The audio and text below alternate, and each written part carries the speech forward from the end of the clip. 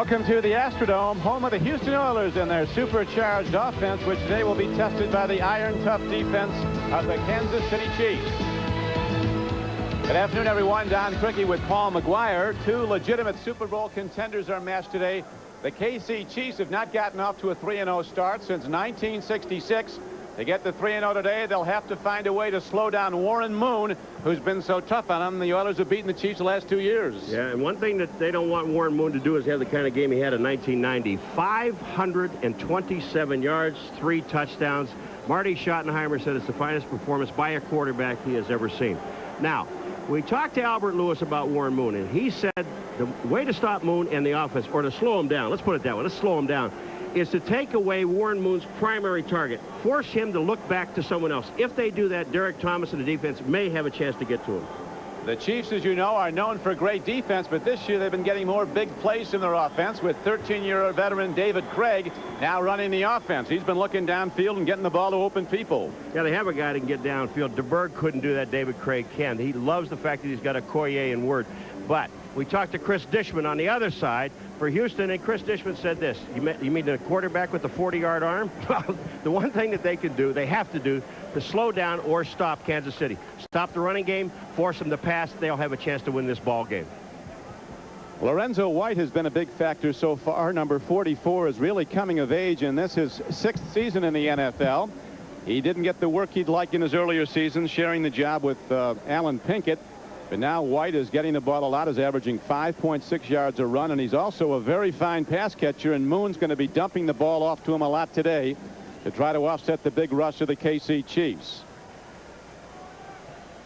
Kansas City will be kicking off to start the game, and there is future Hall of Famer Nick Lowry, the most accurate field goal kicker in NFL history, over 79% career. This is his 13th season. Corey Harris and Spencer Tillman are back deep now. Here is Harris, a rookie from Vanderbilt, taking the ball at the 3-yard line. Gets a channel. He breaks it. There's a penalty marker down. As Harris could go 100 yards, but it might come back. It's going to come back. It is going to come back. There's a flag down on about the 28-yard line.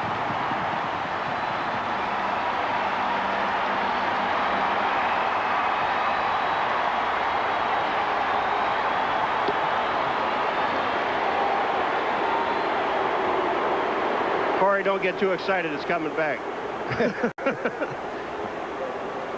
29 on the return. 10-yard penalty. First down. Dale Hammer, the referee. I think Todd McNair, Paul, went over to remind Corey that it was coming back, pal. Todd McNair of the Chiefs. Yeah. He cut short the celebration. They can't wait to give bad news to the other team. Jack Pardee sees a big play come back. His Oilers come into the game with a 1-1 record. They still are lamenting that opening day loss here in the Astrodome to the Pittsburgh Steelers. It looked like they had the Steelers put away early. Oilers took an early 14-0 lead, and then Pittsburgh came back, intercepted Warren Moon 5 times and won the game. This is a very important game. If the Oilers win it, they'll be 2-1, and so will the Chiefs be that. And of course, the Oilers will be up in the head-to-head, which could be so important between these contenders. The Oilers lose, though. They go to 1-2 with 2 straight losses at home this season. Warren Moon goes to Lorenzo White, and the former All-American from Michigan State is taken down at the 15-yard line for virtually no game. The rising star in the Chiefs defense, number 90, Neil Smith, makes the stop. Red gun offense, great players up front. Munchak and Matthews, pro bowlers. Everybody else is good also. Lorenzo White, the lone back.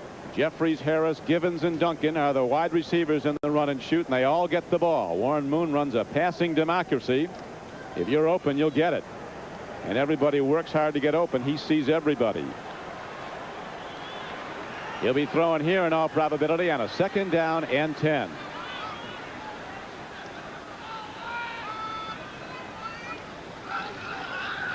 He goes to the draw, and Lorenzo White bangs ahead. They stopped him cold on the first carry. This time he gains 9 yards, brings up 3rd and 1. As safety Martin Bayless made the stop. The front 7 of the Chiefs, Smith and Moss, both high #1 draft choices. Martin, Randall, Simeon, and Derek Thomas, who's evolving into maybe the best linebacker in the game. When they go to their dime defense, Chris Martin and Irvin Randall come out as backers. Rookie Dale Carter, the top draft choice of KC, and Doug Terry come in to join Lewis, Ross, Bayless, and Mincy. Houston comes in with the #1 pass offense in the National Football League. And the Chiefs come in with the #2 defense overall. Here's Lorenzo White breaking it open again.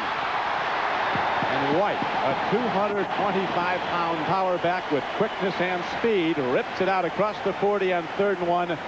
And it's a first down on a 16-yard gain. They just break it to the left of the screen. Take a look at. They block everybody down inside. They get Neil Smith caught inside. And then you got Lorenzo White, who's 227 pounds downfield. And Terry is in there to make the tackle. He saves the touchdown. You know, talk about the run and shoot. Crick, 3 downs, 3 runs, Lorenzo White. And talking to David Adolph yesterday, defensive coordinator for Kansas City, he said, they have no tendencies. You don't know what they're going to do on any down that they come up. And it doesn't make any difference what the yardage is. Right now, the tendency is number 44, Lorenzo White. Takes it right. The Chiefs are hunting him this time. As Lorenzo White is hit hard, lead tackler was Dale Carter, and is an extra defensive back. Rick, what has happened is that the Kansas City Chiefs are going with Smith, Salimu, and Maz, 1 linebacker, Derek Thomas, and 6 defensive backs. And when they get Kansas City in that situation, Houston's going to run the ball until they either bring in a linebacker or bring the 2 safeties that are in there up on the line of scrimmage. Now Tracy Simeon is in the game. They've got 4 down linemen, which be Derek Thomas goes down. Simeon is in as the only linebacker. On 2nd down and 8, Lorenzo White has carried now 4 times for 27 yards. Here's a throw. Gets the ball out to Curtis Duncan. He caught 6 last week in the win at Indianapolis for the Oilers. Doug Terry makes the tackle.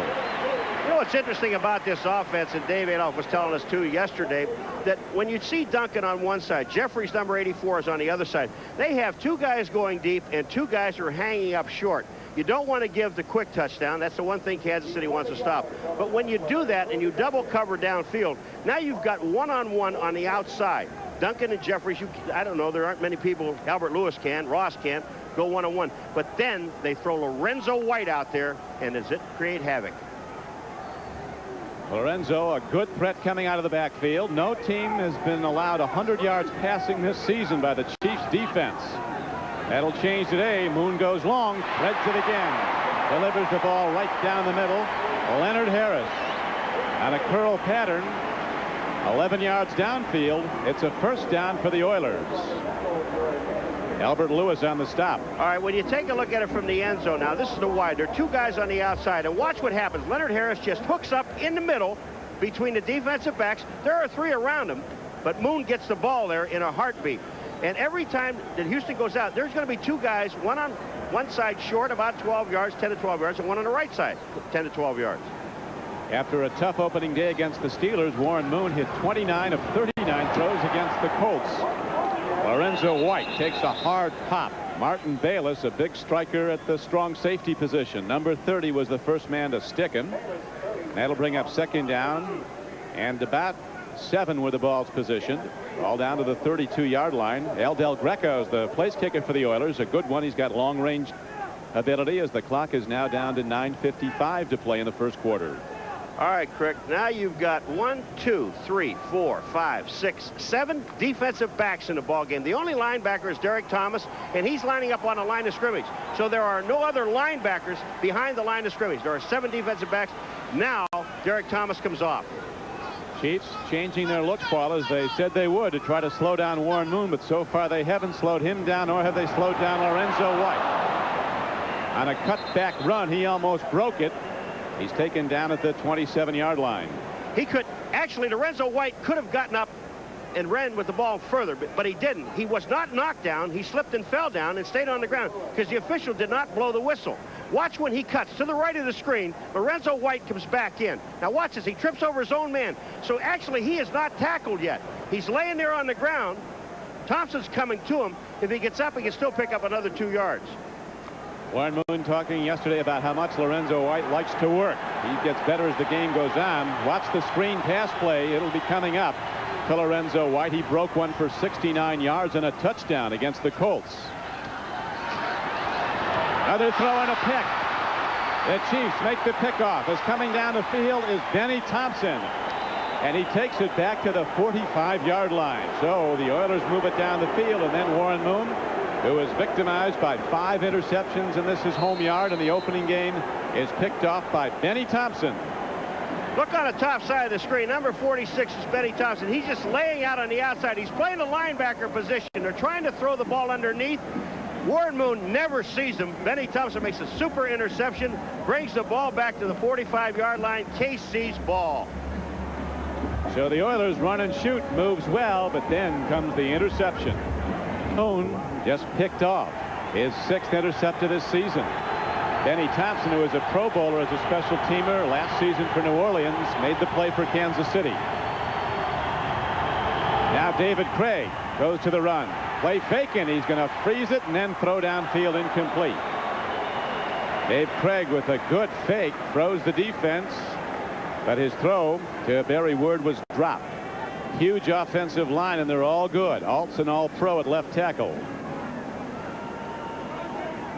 Krieg was thrilled when he saw the size of the blockers they have at Kansas City when he came from Seattle. Word and Bill Jones are the runners. Bill Jones primarily a blocker.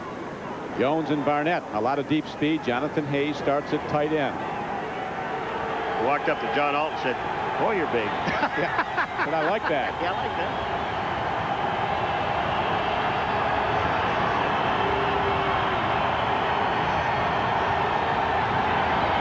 On 2nd down and 10, Barry Word tries to turn it to the near side, and he's taken out of bounds at the 46-yard line. Tremendous play by Lamar Latham, number 57. He just got across the line of scrimmage and made Word go to the outside. Front 4 for the Oilers. They put the heat on. William Fuller was a holdout and a Pro Bowl player last season. Sean Jones also held up, but they're all back, and Ray Childress is headed for the Hall of Fame. Latham, Smith, and Meads are the backers. Dishman and the former Ram Jerry Gray at the corners. Bubba McDowell starts at strong safety. Dumas is out of the game. In the defensive backfield is Marcus Robertson, a big-time hitter. On 3rd down and a long 7, a downfield throw. There's an open man, and it's caught. J.J. Burden is down to the 18-yard line.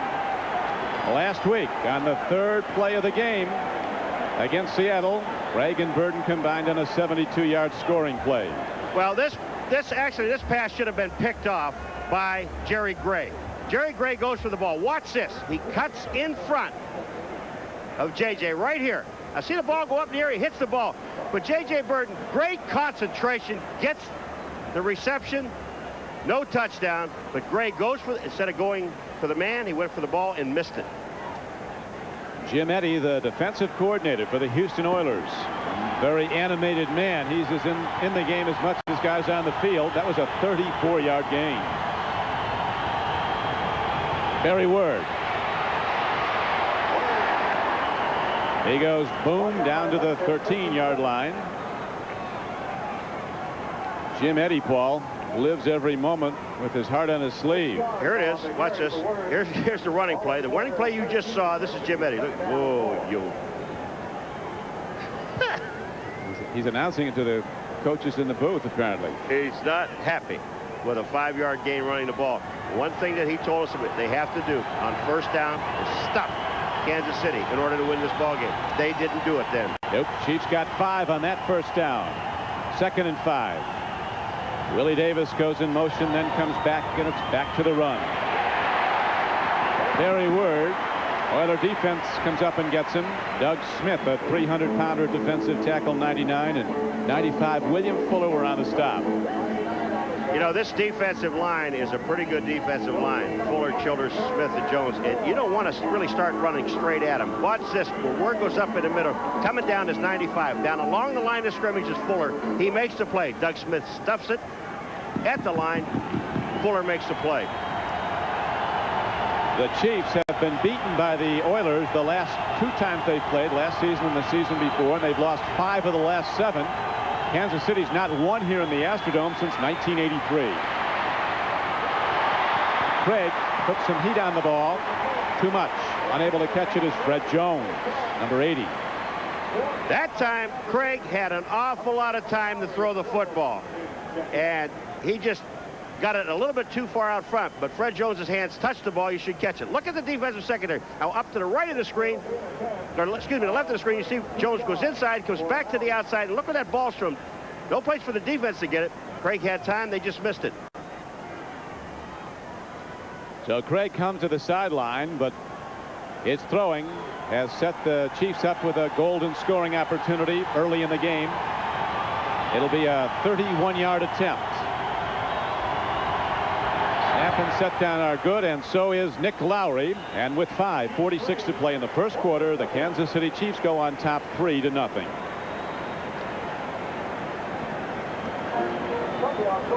So Dave Craig with that downfield offense gets them in position, and Lowry makes it go. The NFL on NBC is brought to you by Oldsmobile, the power of intelligent engineering. By cold-filtered Miller Genuine Draft. Get out of the old, get into the cold. By Little Caesars Pizza, where you always get 2 great pizzas for 1 low price. And by Castrol Syntex, the new synthetic oil that protects in ways other oils can't. Nick Lowry has just hit a 31-yard field goal for the Kansas City Chiefs to open the scoring. Now he's ready to kick it off to the Oilers. Corey Harris and Spencer Tillman are back again for Houston. Spinner downfield. This time it goes to Spencer Tillman, the former Oklahoma runner. And he breaks it.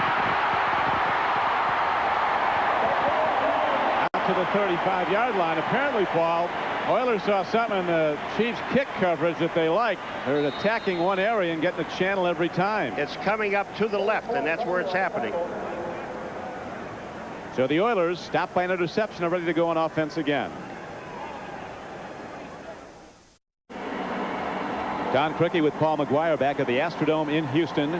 Artie Schottenheimer telling us yesterday the keys to the game, Paul, and so far they've capitalized on one of his wants. Yeah, the number 2 guy. No, they need defensive turnovers. Did that, turned it into 3 points. No offensive turnovers. No nuisance penalties. They didn't have any of those going down, and their communication seems to be fine. Artie's a stickler on no nuisance penalties, jumping off sides, motion, little 5-yarders, he said, that kill a drive and maybe a ball game. On first down, they go to the end around. Running hard is Ernest Givens. And Givens takes it to the 40-yard line. 5 hard-earned yards for Ernest Givens, who's been a Pro Bowl player. Well, let me just tell you this. Sally Amua just about lost his life. Watch this. Here comes Williams. Number 77 is going to make a block. Right on the right. Bang! There. I mean, that is an outstanding block. Sally Amua is up. Don't worry about Dan. He's fine. But Williams just made a super block coming back, peeling, and annihilated. Watch this. Right there. Up in the air and on his back. That's outstanding. All players are fine. Bounces right up like a big rubber ball. Dan Saliamua, one of the best at recovering fumbles. If it's on the ground, there's a good chance he's going to get it. Here's a throw to a wide open man, Curtis Duncan. He crosses midfield. And again, the Oilers run and shoot. There's too much for the Chiefs to cover the gainer. I was telling you the first drive about 2 guys, Jeffries and Duncan, up short. Now, when they do that, what happened here is Dale Carter didn't cover. Here comes Duncan out. Watch. Do you see any white shirts? Carter's gone. There's Duncan. Watch how long it takes. There's Duncan. There's Duncan. There's Duncan. Finally, there's Carter. And that's a pickup of about 15 yards. You give... Fell through 2 weeks of play. No team has gained 100 yards passing against the Chiefs yet. Here's Moon. He's over that already. Leonard Harris takes it inside the 25-yard line. They're just running routes all over, Paul, and Moon is just so astute at reading every receiver. Dave Adolph said, I don't care what defense you try to disguise. Warren Moon has seen it all. That time, they try to double on the outside because he went to Duncan to play before. Now, here goes Moon. Great protection. Leonard Harris, look at the middle. It's open. Linebackers can't get there. Simeon can't get there. But the outside, see them moving out. Albert Lewis is moving out on Jeffries 84. And here comes Harris in the middle. Now, it's too late. This is too easy. But the last time it was too easy until the interception. 3:20 to go in the first quarter. Chiefs lead 3-0. Lorenzo White. kicking and sliding and turning it wide and getting ahead for about 3 yards. When we talked to Neil Smith of the Chiefs yesterday, he said the thing that frustrates the defense about Warren Moon, he said you can be right in his face and he'll still put it right on the numbers. He'll make a perfect throw. Yeah, and again, I'm going to go back to what Dave Adolph told us yesterday. Rick, there's nothing that you can show Moon defensively that he has not seen. And he records. I mean, it's incredible. He said, you're not going to surprise him. What you must do, and every coach will tell you this about offense, defense, special teams, whatever, you must execute. And if you don't execute, you're going to get beat. And he talked about Warren Moon. 50% of his rolled out passes will be from the left side, 50% from the right side. He uses the total playbook and confounds the defense. Now they almost get him. He makes a slant throw into Haywood Jeffries, and he's down inside the 15-yard line. Big block by Matthews as Moon was almost sacked. All right, Ross is on Jeffries, and Jeffries, a little bump and run. You're allowed to do that. Jeffries gets inside, gets his body square so that Moon can see the 8 and the 4 and hit him there. That way Ross has no chance to get to the ball. But again, just great protection. This is one of the things Moon in the past really didn't have a whole lot of was pass protection. He's getting it today. So the Oilers now very much in field goal range, but looking for 6.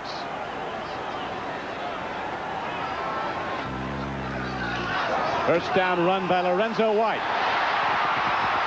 Down to the 6-yard line. He got 5. These two teams met last September here in the Astrodome, and the Oilers beat the Chiefs 17-7 in that game. And in the previous years you were talking about, Paul, Moon beat them with 527 passing yards. All right, let's watch Lorenzo White here. Look at the blocking on the offensive line. Bruce Matthews, Dawson, Bunchuck. And look at this, the cutback by Lorenzo White. Sally Amua, 97, can't get there. Albert Lewis gets there, and if he doesn't, it's touchdown. Mincy was there, number 42. But this guy can run. He has a complete package. That's why Notre Damer isn't here, Alan Pinkett. He went to New Orleans. Lorenzo White working hard. Option run. He gets that great cutback move, and part of the reason is his great footing. He's got size 15 shoes, 6E in width. This is a real big foot. Look at the feet on this guy. That's why he can plant and move. Big old suction cups on the bottom. But you know, they talk so much. It was even written up in the paper about Houston getting into the red zone. Red zone, you know, you get inside that 20-yard line. They've had 12 penalties on offense so far in 2 games. 6 of them were inside the 20-yard line that stopped drives. Drive that man, Pardee, nuts. They've had a real problem scoring in the red zone, 20 yards in. They've been in there 9 times. This is the 10th with only 3 touchdowns, all on passes. Moon looks, he throws. Woo. Curtis Duncan had his hands on the ball. The defender was right with him. Dale Carter was there. Warren Moon read everybody up. One-on-one coverage in the secondary. The maximum pass protection, that was there. Moon just never got the ball out to Duncan. So in this first quarter, which has 1 second left in it, there's been a lot of big play offense, but very little scoring, just the field goal by Nick Lowry. Now Al Del Greco will try to even it up. His attempt will be from 22 yards out. This is frustrating for Houston. When they go down like this, they want to score touchdowns, not field goals. And so did Kansas City. Del Greco, who played collegiately at Auburn, knocks it through as the first quarter ends in a deadlock. Oilers 3, Chiefs 3. Oilers will kick it off when we come back to the Astrodome. There's a tried and tested Oiler fan hoping for that Super Bowl. This could be the year, 15th year in pro football. Warren Moon could be running out of next season. So too could Dave Krieg. This is his 13th year, but they're both in peak form. Those weren't like Bob Costas' designer overalls, were they? They might have been. I thought I saw his name on the top. You can get those. They're on the market now as Del Greco, after hitting the tying field goal, hits a high spinning kickoff. This is Dale Carter, the rookie from Tennessee. Tremendous acceleration. But not when he's swept under by a wave of Houston Oilers tacklers, led by number 24, Steve Jackson. Steve Jackson went flying down the field. I'm telling you, there's markers all over the field. But Steve Jackson, number 24, I mean, no one could see him to block him. That Kansas City's moving back. Yeah, they're moving back towards the goal line. And Marty's talking about us. You don't not. I mean, make mistakes. You don't make them. That's part of his deal. Don't make. Unsportsmanlike conduct foul. Number 30 of the receiving team after the return. Penalized half the distance. First down. Martin Bayless. Don't make. He got his point across and it hit him in the head a little bit. Say, hey, you know, just don't do it again. But man, you know, this decent return. Now they're inside the 10-yard line. You don't want to start with this kind of an offense from there. Jim Eddy, the Oilers, talked about the keys to his defense. They've got to be an intimidator. And he wants more control on first down. Knock people down in those crossing routes. Come in my zone, you get popped. He wants a real forceful defense that makes an offense think about where they're running.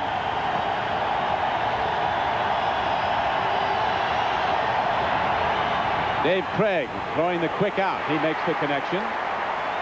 Coming down with the ball is J.J. Burden. He is the deep threat, the man who caught the 72-yard touchdown pass last week. Yeah, and Jerry Gray, number 21, right there with him. J.J. Burden just catches the ball. Jerry Gray just makes the tackle. And that's what you have to do.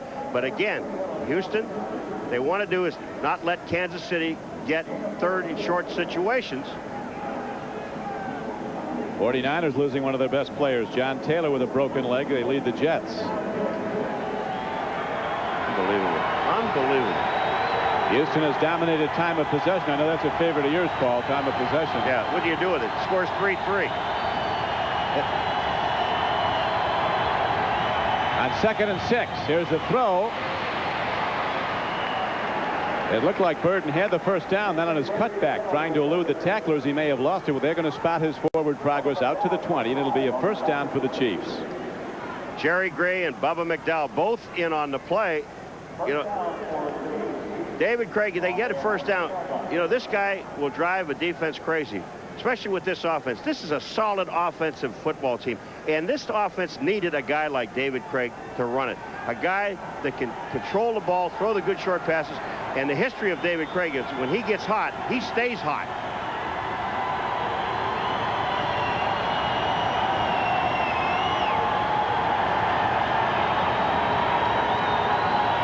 Long count by Dave Krieg on first down. He just gets it off before the clock ran out. And on the draw play, they go straight ahead to Barry Word. He takes it straight ahead for a gain of about 8 yards. Al Smith, the middle linebacker, was the tackler. Got it down to 1 second, and what they were doing was audibleizing at the line of scrimmage. Krieg saw something, took his time, got it off with 1 second, and they picked up almost 9 yards on the play. Good audible. Krieg hoping to be a part of a Super Bowl team for the first time. The upward ascent of the Chiefs under Marty Schottenheimer has been remarkable as Jim Eddy continues to show that emotion on the sideline of the Oilers. He plays every play. Tape his ankles and send him out there. Handoff. Barry Word, the back that the Oilers are most concerned with. They think he's tougher to defend than Christian Okoye. Under Marty Schottenheimer, though, Kansas City in '89 had a winning season. In 1990, they went to the playoffs. Last season, they won a playoff game. So who knows what's ahead this year, but they're getting better all the time. A very good organization, rock solid. Carl Peterson running the personnel end of it, and they've just put a very good team together that Schottenheimer's been a proven winner. He's coached as a head coach 7 years, and he's had 6 playoff teams. And he's very relaxed. We had a chance to talk to Marty yesterday and saw his lovely wife, Pat, and he just really feels good about this team. And he should. Our run, some nice trap blocking up front by the Kansas City Chiefs, and that brings Barry Word ahead across the 40-yard line. He's out to the 42, where Dishman finally tackled him.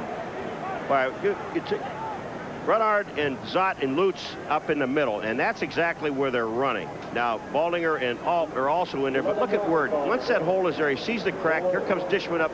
It's just too late. He picks up the first down. Barry Word is a strong running back And you probably will not see one guy bring him down if he's coming straight ahead at you. Marcus Robertson hit him with everything he had. Second-year safety, bounced off, and then they finished off Barry Word. But not until he got a first down. Reverse. Pass. Flea flicker. Craig's in trouble. Swings it out. It's going to be a big gainer on the run as Emil Harry inside the 40, inside the 35, and down to the 31-yard line. So imminent disaster was averted by the quick-thinking Dave Krieg. He eluded the sacker and dumps it off to Emil Harry, and this former Scholastic All-American at Stanford took off on a 27-yard gain. You want to know why there's no lineman downfield on this play? Because it's a lateral. Watch this. Here comes the reverse. The pass back. That's Emil Harry on a reverse. He's going to get hit right here. But watch this. He throws behind to Emil Harry. That ball was taken at the 30. The ball is down almost at the other 30. And Jim Eddy has got to be going crazy. Watch this. Whoa. Yo. Catch him. Get him. Get him. Get him. He's going to go left before this game's over. 3-3 tie, second quarter. Look out. Now the full force of the Houston Oilers pass rush sweeps in and takes down Dave Krieg with the first sack of the game. Lee Williams, Ray Childress, they're all coming. Now he's happy. Jim Eddy is extremely happy about what he sees here. Here they come.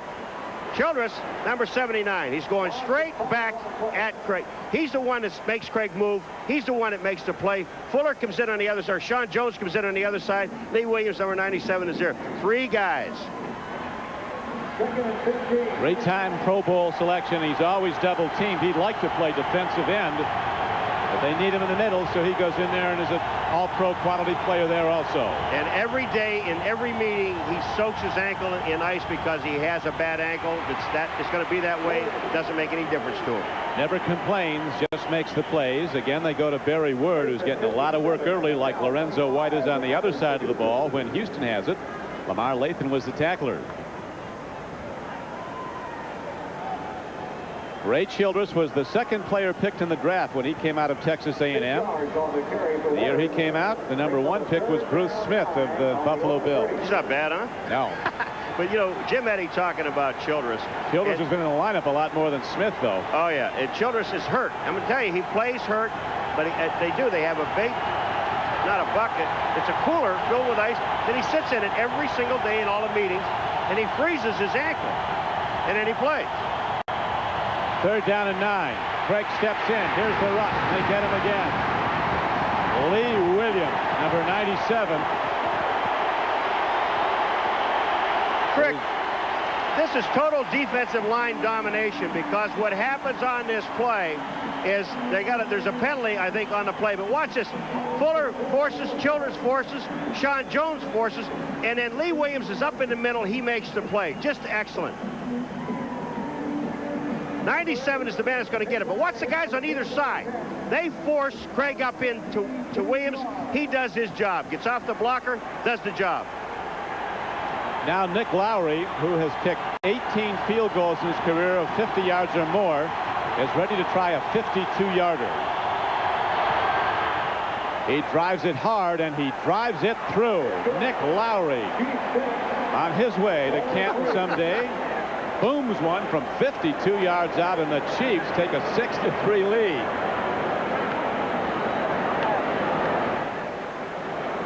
A great play by one of the all-time kickers.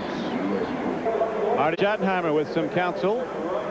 Always working, a teacher, very much a player's coach because he was a player. Played with you, Paul, with the Buffalo Bills. Never a great player. He was one in college, a first-team All-American linebacker. The great shots. Complained, wanted to play. They finally played him, found out he couldn't play. Then they found out he could coach. So that's what he does best, coach. And he's very, very good, and he's a great friend. Lowry, after hitting his 19th career field goal over 50 yards, kicks off. Not that deep. With the ball is Corey Harris. This time the Chiefs get him. He's the guy that broke the opening kickoff of the game, 100 yards for a score, or so he thought, until that penalty marker for an illegal block was picked up and the play came back. That 19th field goal of 50 or more yards by Nick Lowry is a new NFL record. Warren Moon's been throwing well, but that one interception looms large. It stopped a big drive. Sam leaps into Lee Harvey Osborne. With Paul Maguire, this is Don Criqui back at the Astrodome. Some big plays between Kansas City and Houston so far, but field goals account for the only scoring. Lowry's 52-yarder has given the Chiefs the lead again. Haywood Jeffries, a rangy receiver, 6'4", does some talking with Albert Lewis. Jeffries has really emerged, though, as a star player after a slow start. Oh, he is outstanding. Last year got 100. Albert Lewis trying to stay with Jeffries. It's going to be a long day for him, but he has a game day diary we're going to show you all later on. He's got but they don't call them superstitions, do they? No. They call them routines, consistencies. A lot of pasta and a lot of tape. You'll see. A lot of pasta and a lot of tape. What a great combination. Sounds like a good meal to me. Whatever's fair. First down and 10 for the Houston Oilers. Warren Moon looking at Lorenzo White, but he looked too long, as sweeping in was Neil Smith. And really gets better game by game. You know, when we talked about Albert Lewis, what he said to us yesterday about forcing Moon away from his primary target, which holds the ball up. That's exactly what the secondary did. They went away. Watch Moon. Watch him look right to his primary target. It's covered. Now he has to wait. When he does, Smith is there. That's what the defensive secondary does for the defensive line. Gives him a chance to get to Moon. Neil Smith out of Nebraska. He said media criticism really fanned his fire, and that's when he decided he was going to be great. He got tired of hearing people say he was overrated and shouldn't have been the #2 pick one year in the draft. Second and long yardage. Here's the screenplay to Lorenzo White. It'll go for big yardage. Blockers in front. A first down and more. Lorenzo White's out to the 45-yard line.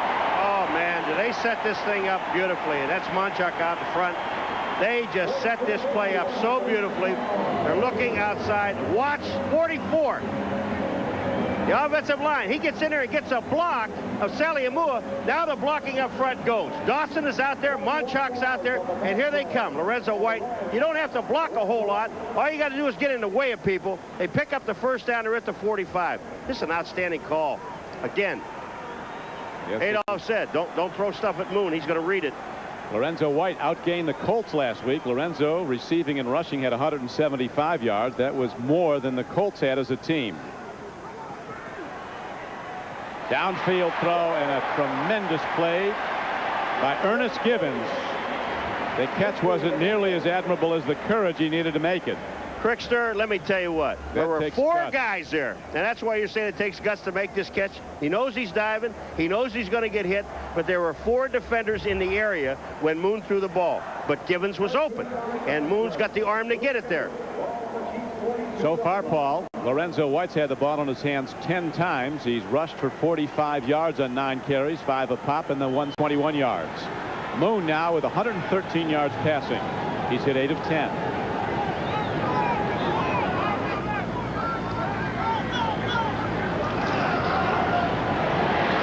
What a throw. Haywood Jeffries, 3 ball. Looks like the Chiefs. Kevin Ross comes up with the ball. Jeffries fumbled the ball. How about inside the 20 again? Another mistake. I mean, this is incredible watching this team. But that's what Kansas City said they have to do. Strip the ball. Be physical on defense. Houston wants to do that. That's the way Kansas City plays. But Moon goes down and just pumps this ball, throws it to Jeffries. Perfect throw, but the hit is made bang right there. And when the ball comes out, watch Ross, 31. Jeffries is trying to get back. No way. Ross goes in, takes the ball away. Terry is the man that makes the play. Chiefs go on offense when we come back. Number 30. Watch his head and his left shoulder. That's what knocks the ball out. Right there, he goes through Jeffries, and then Ross eventually ends up with the ball. Good hit. Doug Terry, a hard-hitting ex-Jayhawk from the University of Kansas. Now, Okoye on this carry is shut down at the 20-yard line, gained less than a yard. Now to New York and Bob Costas. Don, some injury reports at Lambeau Field where the Bengals lead the Packers 3-0. Here's Don Majkowski being tackled. Their hope is it's only a severe sprain of his left ankle. X-rays at halftime. Brent Favre is in at quarterback. Meanwhile, at the Meadowlands, San Francisco wide receiver John Taylor fractures his left fibula in a game against the Jets, which the Niners lead 7-0. Early reports out at least 6 weeks. Don? Thanks, Bob. You talk to the 49er coaches, and they'll tell you John Taylor is a very, very short distance behind Jerry Rice, in their opinion, is one of the great receivers in football. No question about it. Now he's gone. Probably for the season. Here's a straight-ahead give to Barry Word. Word is a tremendous comeback story. Played at Virginia. He was out of football for 2 years before making a dramatic return to the NFL in '91. He was working in Reston, Virginia as a telemarketing representative. The Chiefs called in the spring of '90. Didn't play football in '89 after having unsuccessful tryouts with the Cowboys and the Steelers. Now he's a key member of the KC Chiefs. He certainly is. Todd McNair is now into the game along with Willie Davis, number 84.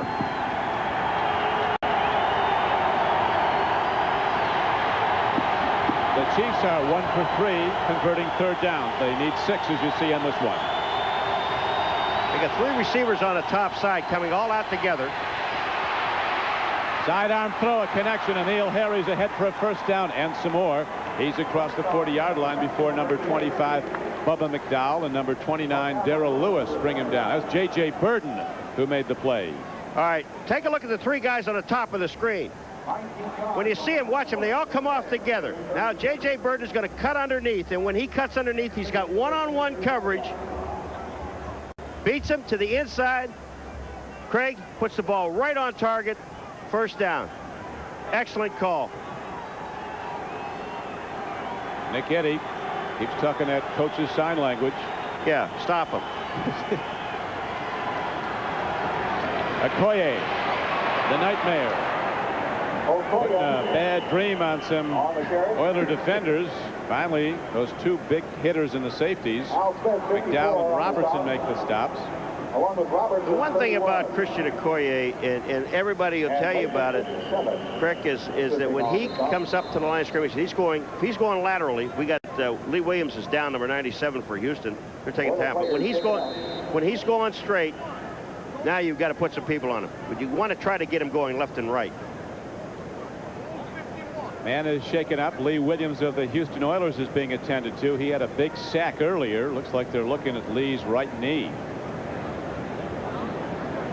NFL on NBC is brought to you by Acura Automobiles. Experience precision-crafted performance. By cold-filtered Keystone, Keystone Light, and Keystone Dry. Bottled beer taste in a can. Wouldn't that be great? By Goodyear, #1 in tires.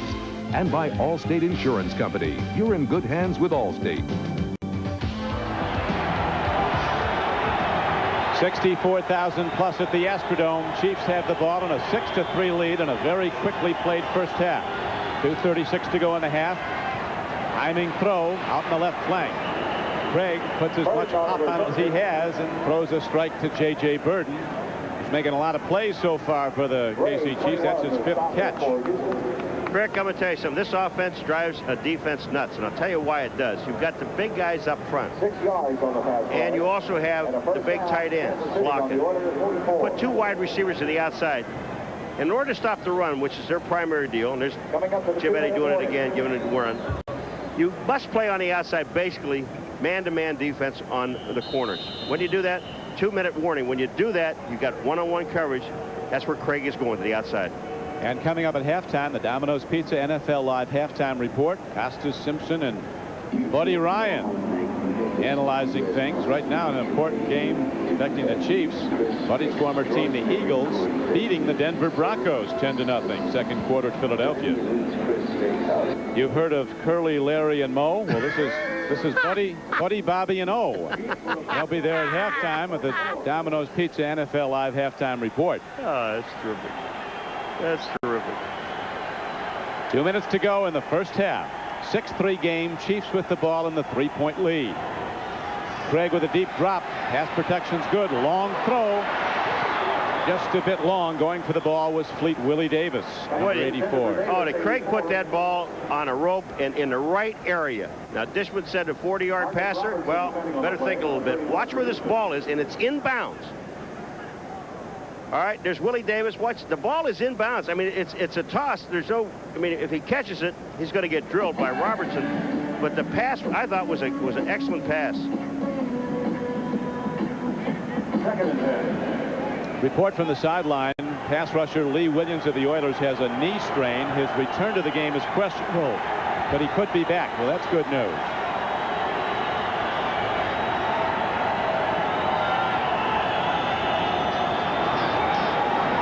Barry Word turns it up, turns it in. He's ahead for a Kansas City first down. You know what happens on this play from the defensive line standpoint? The offensive line blocks extremely well. But on this play, Ray Childress, they've got a stunt on in the inside, and I think it's with Doug Smith, 99. Take a look at the stunt. You see Childress right there? Well, when he goes around, Smith doesn't get down. And when he doesn't get down, Lamar Latham gets taken to the inside, and that opened that all up to the outside. They pick up 9 on the play. Marcus Robertson finally made the tackle. 3rd and 1. Word for the first down. Childress on the tackle. Word is the man again. Ray Childress and Lamar Latham on the stop as the Chiefs now signal for and are allotted a timeout with 1:11 to play in the first half. So Kansas City again in field goal range for the long distance kicker Nick Lowry. Chiefs Premiere Week continues Monday with all new episodes of The French Prince of Bel-Air and Blossom, followed by an NBC world premiere movie based on the true story. Carolyn Sapp, Miss America 1992, stars in her own remarkable story, Miss America Behind the Crown. That's Monday night on NBC. What's that first one? Fresh Prince of Bel-Air. Huh. Easy for me to say. I thought he said French Prince. I was going to say, ooh. His subtitles on the bottom of that baby. 1st and 10. 71 ticks left on the second quarter clock. Craig checks the right, goes left, and a drop. Ken Barnett, who's at his best after he catches the ball, fails to do the first, so there's no play. Oh, David Craig, you can't do it any better than he just did it. Craig goes back to pass. The ball was supposed to be thrown to the right side. Watch how long it takes to get out here. Tim Barnett is right there. Craig comes back, finds him, hits him right in the hands, and he's looking at the defender, Jerry Gray, coming into his face. He did not look at the ball. And you can't catch it unless you see it. Remember that old adage? Yeah, that's right. It happens a lot, even with the best. They start to run before they have it. 2nd down and 10. Word, big game. He keeps on going down to the 19-yard line. Here's a penalty marker in. Line judge came over. Might have been a face mask. It didn't seem to be there's a hole that's going to be signaled against the Chiefs. The guy walking back is number 76, John Alt. Now, I don't know if it's against him or not, but he's back at the 45. We'll see. You'll see. Holding. Number 86 of the offense. 86, Emil Harry. Still 2nd down. John Alt was going back, and he didn't say much, and he was downfield along with him. Emil Harry. And if you look on the right, there's Emil Harry right here. Is he holding? When you get your arm around, yeah. When you get your arm around a defender, that's called holding. That's Darrell Lewis, number 29. Remember what Marty said about mistakes? His team has made fewer. Oilers have turned it over twice. Kansas City, not at all. They need to get some more yards to get in Lowry range. Long a distance a kicker as he is. There's a timeout is signaled for by the Chiefs with a minute to play in the first half. Don't forget, week 4 of the NFL season next Sunday includes games involving the Chargers and the Oilers here at the Astrodome in Houston. Denver, losing at Philadelphia today, plays at Cleveland. The whole day kicks off with NFL Live at 12:30 Eastern Time. Among the 4 o'clock games, the Steelers and the Packers meet at Green Bay. The Jets go out to Anaheim to play the LA Rams. That's all next Sunday here on NBC Sports. Correct. 2 weeks in a row. Houston Oilers face 1,000 pounds of backs. It's unbelievable. Right. Next week they got Butts. Bernstein. Bernstein. I think they've got an interesting schedule, this team, don't they?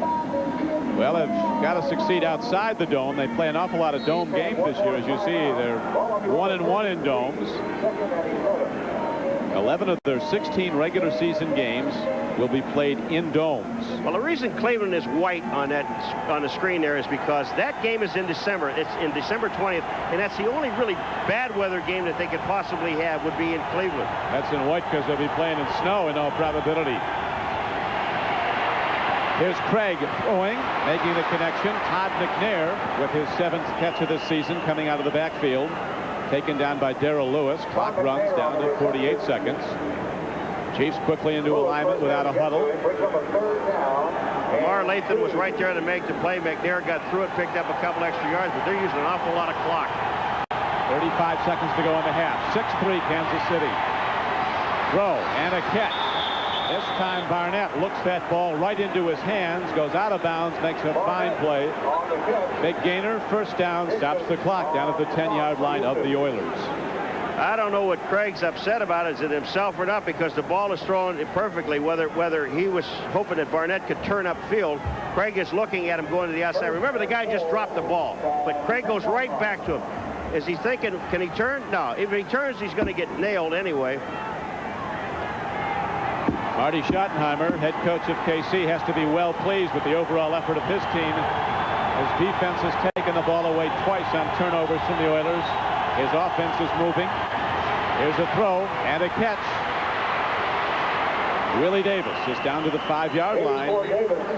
And the Chiefs take a timeout with 24 seconds left in the half. That's it, Paul. No more. That's it. They get the ball down to the 5. They throw the ball to Willie Davis, but that time the Houston Oilers sent everyone, and they played man-to-man coverage in the secondary. Jim Eddy saying, okay, we got a timeout. Let's regroup. You know, we kid about Eddie's animation, but he is really a highly regarded defensive coordinator. One of the papers here had a report that the Raiders are trying to lure him out there. Can't. Not unless you're going to make him the head coach or the assistant head coach, because he is the defensive coordinator, and you can't talk to someone and offer him a job unless you elevate him. Now, to say, okay, once you want to be the defensive coordinator, wrong. They got a great union, you know. At long last. Well, there are no more timeouts for the Kansas City Chiefs. They have 24 seconds. You got to go to the end zone. Now, it is second down. Can't get a first down. 5 yards to go. With 24 seconds, you can go to the end zone 3 times if you wanted to. I wouldn't be surprised to see him run one here. They can still get that in. Throw and a catch. Todd McNair, he's in. Touchdown, Kansas City. So the Chiefs demonstrating brilliant offense. The trigger man on the drive, David Krieg, at his very best, and he hits the payoff throw, and the Chiefs, an underdog coming in. They've not won here in the Astrodome since '83. Take over a 12-3 lead. What a great throw by Krieg. You're talking about at his best. When he's hot, he is hot. Watch this pass. McNair to the outside. No way Lamar Lathan gets to him. No way he gets to him. McNair's in for the touchdown. He's coming to throw it to you. Catch it, Crick. Okay, I got it.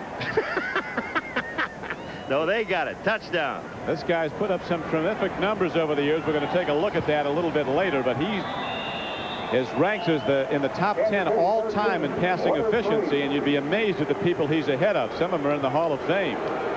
David Krieg.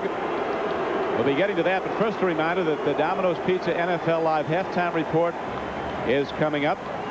Halftime feature will be Mark Bavaro. That's all coming up very shortly, as we have 19 seconds to play now in the first half here at the Astrodome. Dave Krieg, Paul, throwing for some handsome numbers. 9 for 13, 103 yards, 1 touchdown, and that drive was so perfect. The perfect 2-minute drill, go down the field, put points on the board. Fortunately for them, they put a touchdown up on the board. But David Krieg, remember, he had 1 drop pass. Barnett had hit him in the hands in that drive, but he would have been absolutely perfect going down. Kansas City has capitalized on the 2 turnovers they've taken away from the Oilers, and 10 of their 13 points have come off those possessions coming following the turnovers. You know, they went into this league tied with takeaways +5, the Kansas City Chiefs, with the National Football League. There's no one else. There's a couple of them that have +5, but no one more. And this team here, with Schottenheimer, with their defense, if you make a mistake, as we saw with Bayless, Marty's going to let you know. But he's also going to give you the benefit of the doubt. Don't do it again. If you do it again, now you got some problems. Tillman 32 and Corey Harris 86 back deep for Houston. You see, when you look at turnovers, it's what you do with the turnovers afterwards. That's what makes it. They have 2 turnovers. Houston, Kansas City has 10 points off the turnovers. Squib kick downfield. Coming up with the ball is Harris. Corey Harris breaks it again. This 3rd-round draft choice from Vanderbilt. Another big play, but is it too late with just 11 seconds left in the half? I tell you, it drives a special team coach nuts. That's Kurt Schottenheimer. It's got to drive him crazy because you're putting the ball on the ground. You're trying to kill the clock. Okay? Now everybody's relaxed. Instead of going down and taking people on, watch what happens. You just break it back to the outside. They get the ball inside the 45-yard line, and the return is 42 yards. I mean, that's crazy. You got to go down and cover. Dale Carter finally makes the play, saves a touchdown. Now, in all probability, Warren Moon will try to hit one fairly deep pass to get in field goal range for Del Greco.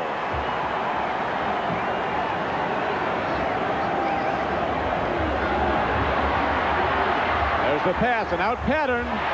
Beautifully done by Curtis Duncan. He takes it and falls back with the reception at the 27-yard line. You want to talk about diagramming it, and this is how it's done. You stay in bounds, concentration, catch the ball, and then fall out of bounds. Watch, look at his heels. Watch his heels. And the concentration on the ball. He's got it. It's a catch. We're at the 27, but it's perfect. Look at that. He looks at it, brings it in, has his heels down. Albert Lewis can't do anything, but the pass on top of it was absolutely perfect. Albert Lewis had no chance at the ball. Duncan does. Look at that. That is outstanding. Outstanding it was, and now a 45-yard field goal attempt by El Del Greco. He's got enough distance, and he has the range. But there's a penalty marker down. There's holding against Houston. Neil Smith heard that. Points come off the board with a second left. They'll take the 10-yard penalty and kick it again. That time, Del Greco had enough leg to make it. Wasn't pretty, but it was there. Boy, you know. Hey, if it goes through, it's beautiful. But this is going to be a 55-yarder, Paul. Del Greco, who is a scratch golfer, and a lot of the play golfers, the same, although they use a leg rather than a club, it's the same motion, same pivot and swing.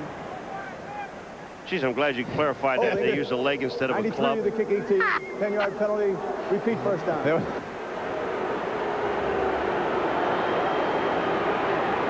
It's the up back on the left-hand side. Now watch this. You block inside, and then he reached out and tackled the defender coming in on his outside, and that's holding. I mean, you're way on the outside. They see everything. Yeah, you were holding. 54 yards. Rick Graff, linebacker, backup linebacker. The 54 yards for Del Greco.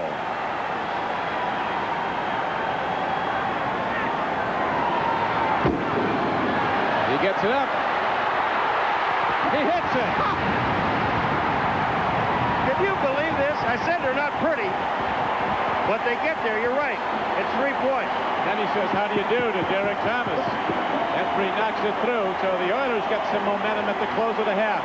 After the penalty, Del Greco booms one from 54 yards out. A career long, and it gets the Oilers back to within a touchdown. Look at this. He says to Derek Thomas, how are you, or words to that effect. Right now, with the score 13-6, Kansas City in the lead at halftime, it's time for the Domino's Pizza NFL Live halftime report as we go to New York and Bob Costas. This is the Domino's Pizza NFL Live halftime report, brought to you by Domino's. Nobody knows like Domino's how you like pizza at home. So Del Greco juices the Astrodome a little bit by connecting on try number 2 from 54 and bringing the Oilers back to within 7. Bob Costas along with the juice, as always. And for this weekend, Buddy Ryan joining us in the studio. And let's talk about your old team, Philadelphia, right off the bat. They're in front of Denver 17-0 as they approach halftime at the Vet. Cunningham with a pair of touchdown passes. Calvin Williams and Fred Barnett doing the honors. But it's been the defense that's really been the story. Oh, they're smothering Denver. They less than 50 yards offense, I think Denver has. So it's no contest. The Eagle defense is just all over them. OJ? Well, I'm not surprised to see that the Denver offense is having some problems there. Normally somewhat inconsistent offensively. They want to keep a game close, and that let Elway work his magic late in the game. But the way Philly is playing them defensively, I'm surprised at how diverse Philly's offense is coming into this weekend. I thought the 49ers and the Cowboys were the best team, along with the Bills, the best team in football. I got to put Philly right up there with them. Let's look at a couple of examples. They both involve Andre Waters, the controversial safety for the Eagles. Let's watch this. The catch is going to be made here by Mark Jackson, and he's going to be splattered by Waters. A clean hit, an incompletion, not a fumble. Oh, that's Bear football. That's getting after it. And that's the way it's supposed to be played. Shovel pass here to Shannon Sharp, and Andre only weighs 180 pounds. He has to take those big guys on low every now and then. Does an excellent job. you take issue rather vehemently with those who have characterized him as a dirty player, right? Oh, yes. He's an all-out player. He's a winning player. He has to play on a low plane because he's so small. What about late hits, though? Well, everybody in the league has some late hits, but some of his have been magnified by people in the media. All right. I wish we had time to elaborate on that, but we don't, so that gets everybody off the hook. It's 17-0 late in the second. Same score at the Meadowlands. 49ers in front of the Jets, 17-0. Steve Young has a touchdown pass to Jerry Rice. Rice's 94th career touchdown reception. Steve Largent's league record is 100. Young has also run for a touchdown, and Kofer has a 45-yard field goal. All good news for the Niners, but the bad news, John Taylor, fractured left fibula, the great wide receiver, out for a minimum of 6 weeks. In the game you folks are watching, Kansas City with the lead at the Astrodome, 13-6 at halftime. Cincinnati, despite 3 first-quarter turnovers, has a 10-0 lead approaching halftime at Lambeau Field. Don Majkowski, the quarterback for the Packers, has been replaced by Brett Favre after injuring his left ankle, and it looks as if it's a sprain, but they won't know for sure until they've taken x-rays at halftime. So Majkowski out and Brett Favre in. This is one of these tough names. But what do you care about my problems? Brett Favre is in at quarterback, and let's take a look at the big play in the first half, and this is a punt return for a touchdown. Watch this. It'll be Carl Pickens. He'll start to his right. He'll come back all the way across the field left, and 95 yards later, he's in the end zone at Lambeau Field for the only touchdown of the first half, and the Bengals have the lead, trying to take their record to 3-0 over the 0-2 Packers. 10-0 at this point, not quite to halftime. Tampa Bay at Minnesota. The score in this one, 10-7 in favor of the Bucs. They're 2-0. The Vikings are 1-1. They're just a few minutes from halftime. Both quarterbacks, starters, are out. Rich Gannon bruised his right hand. Sean Salisbury has replaced him at quarterback for the Vikings. Vinny Testaverde also injured his throwing hand, and Steve DeBerg has come in to replace him at quarterback for the Buccaneers. New Orleans and Atlanta, no score. Now the Falcons just got a touchdown at the Georgia Dome to grab the lead 7-0, and Seattle has a 7-0 lead at New England, not quite to halftime. Coming up, Gail Gardner, following the commercial break, visits with the former Giant, now Cleveland Brown tight end Mark Bavaro. We do it after this word from the National Football League and a message from your local stations.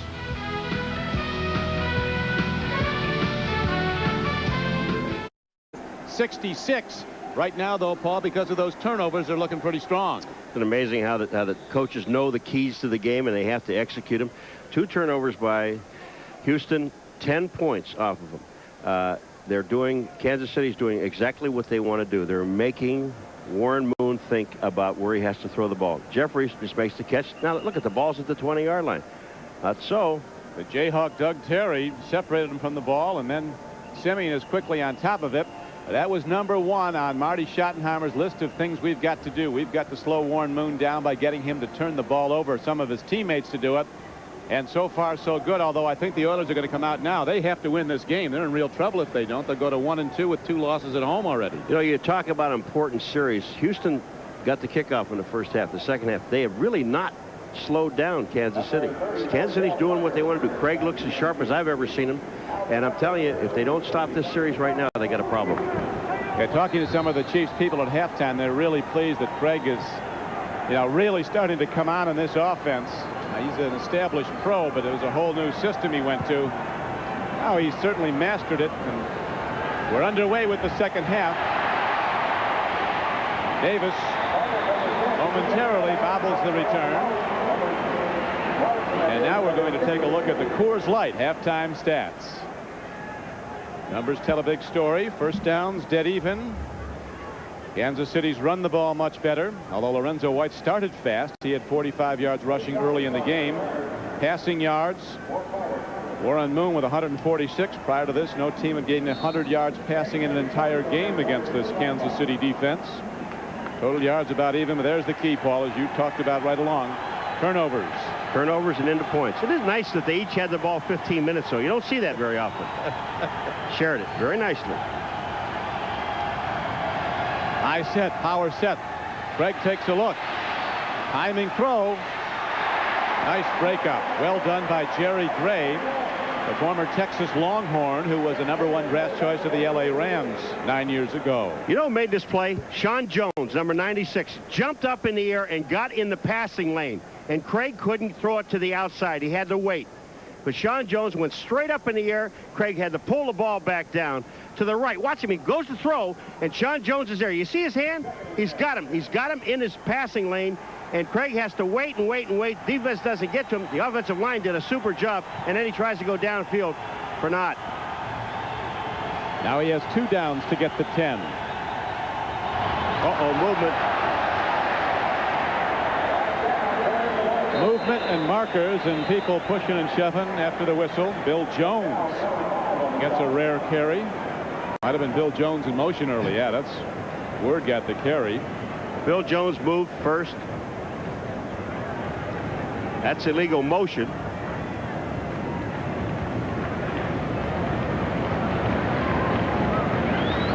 Third penalty on the Chiefs ball. Right in the center of your screen. See that movement there? Now, if Jones gets down there and stops, if you have to be stopped for a second, he just didn't stop long enough. Legal motion. Illegal motion. Number 43, 5-yard penalty. Still second down. Chiefs with those big blockers up in front. All-Pro John Alt, Rich Baldinger the tackles, Dave Zott and David Lutz at the guards, Tim Grunhard at center.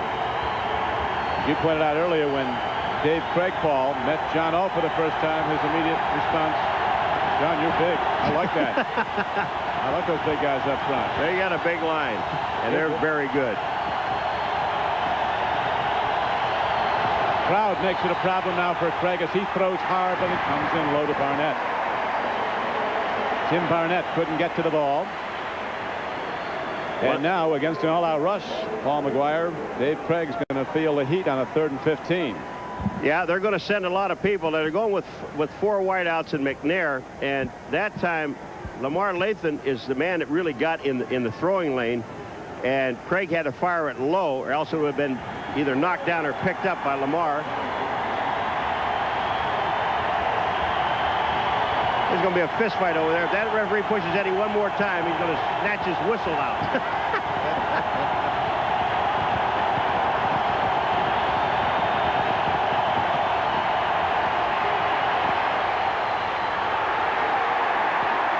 Great catch, but not enough.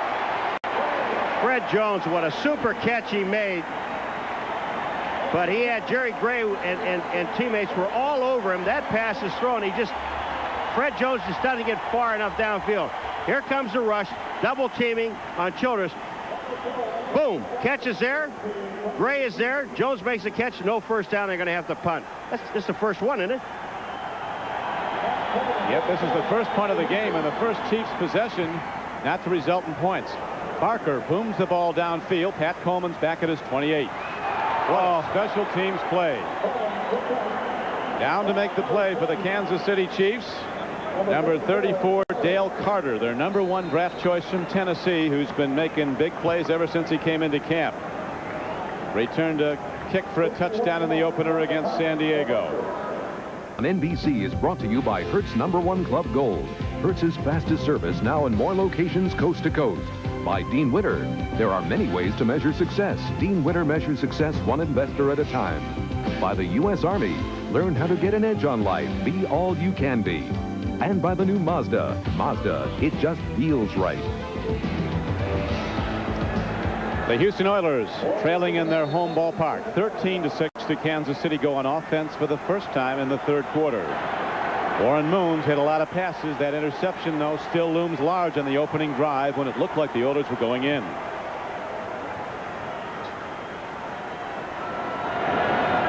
Lorenzo White, the lone setback.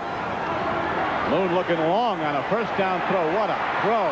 Right there with the receiver, Ernest Givens, was Dale Carter, who just made that big hit on the special teams coverage of the punt. I'll tell you, Dale Carter was right there, and you're absolutely right about the throw. It was a perfect throw, the only place you can't. Givens going to the outside. Watch Dale Carter close. Number 34 on the outside. That passes over his head. He gets his hands up and knocks it away. You go play defense any better than that, folks, and he's a rookie. Right there. His arm is in there. Givens has no chance to get the ball.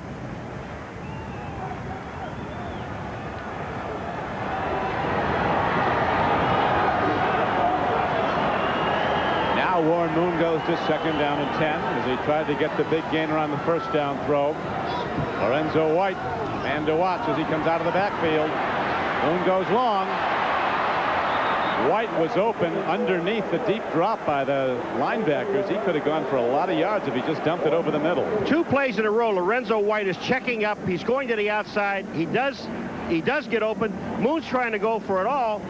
All you have to do is take a look at Lorenzo coming out of the backfield because he is wide open. There's Moon throwing the ball, and just look at his reaction, and he's hoping that you can get to it. Leonard Harris Patricia's no way to get it. The ball's too far thrown. There's got to be some communication to let him know that Lorenzo White is open. They would have had at least 15 yards going to Lorenzo White. Kansas City takes real deep drops. Moon pointed that out yesterday and said he's going to be dumping it off to Lorenzo White to take advantage of it. He hasn't so far. Better now. Woo! Pick! The ball is intercepted. Coming down with the ball is Benny Thompson. So Benny Thompson's having a huge day. That's his second interception. Tracy Simeon is the guy that got the ball. He just gets his hand up, knocks it up in the air, and Thompson gets his second. Watch number 54. He's right in the middle of your screen. Hand up, knocks the ball in the air. Thompson is there. Team defense. Now you know why they do the tip drill. Moon is just upset with himself throwing the ball.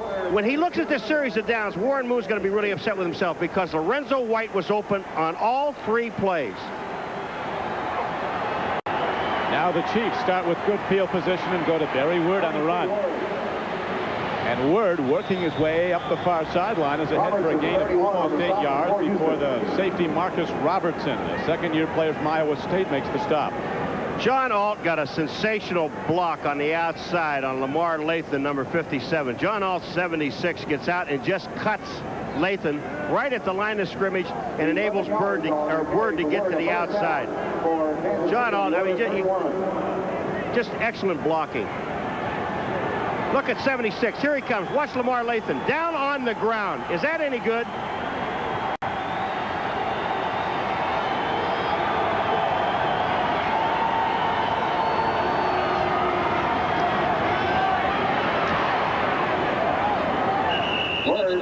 Barry Word takes the full force of safety Bubba McDowell's hard hit, and then he's finished off by Al Smith. Bubba McDowell came up and thought he hit a wall. He really got dinged. They talked the Chiefs defensive coaches. We got 2 Houston guys. Coaches about how they've got to get the big strikes on those runners. Doug Smith is down also. I think Lamar Lathan is the other one, number 57. It is Lamar Lathan. He missed a whole season at Houston with a knee injury at the University of Houston. 77, Rich Baldinger is the one that's blocking out on Lathan, number 57. But watch 79 when you see him come into the play here. Zott. He's going to fall over Lathan's leg. Right there is where he catches him. Baldinger had a great block. Zott finished it off. Lathan limped off. The Chiefs are averaging 7 yards a rush today. Barry Word runs again. In their opening 2 games, they averaged under 3 yards a rush, only 2.8. So they've really picked up in a critical area of controlling a game, running the ball well, and Word has been the man. All right, you got Jeff Alm, number 76, is in the game now for Doug Smith, and Rick Graff is in the game for Lamar Lathan. Gain of 2 on the play. Barry Word pounding away, quite possibly towards a 100-yard day, 80 yards so far, rushing the ball. 13-6. Chiefs have the lead, challenging again.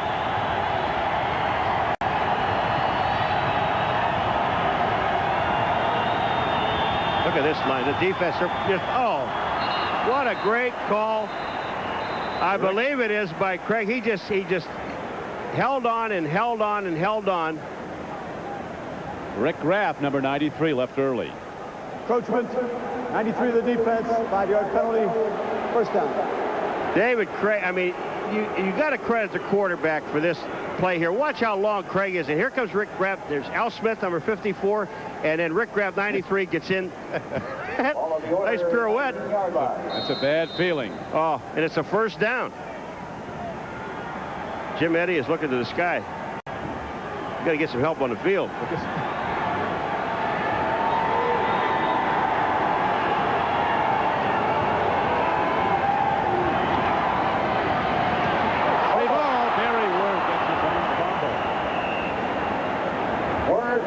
Kind of a day for the Kansas City Chiefs as Barry Word takes it straight ahead. He's popped, loses the handle. The ball pops right back into his arms. As you got to come back shaking your head and smiling after that. You bet. Darrell Lewis, number 29, is going to be in on the play also. Here he comes in. The ball, Childress gets it with an elbow, and the ball bounces right back into his hand. Isn't that amazing? Watch Childress swing his elbow at the ball. 79, bang, the ball comes out. Hits the ground, bounces right back. It's going your way, friends. You're going to have some of that kung fu fighting to get the ball. Second down, they need 4.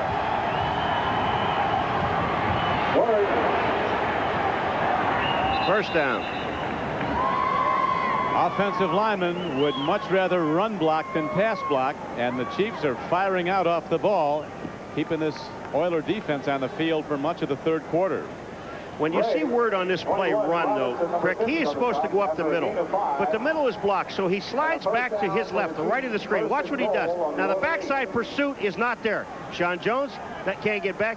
They hit him, but that's Rick Graff, number 93. He hits him in the backfield, but he's already picked up the first down. So Word running heads up, didn't go to the right hole, but did pick the right hole. Barry Word.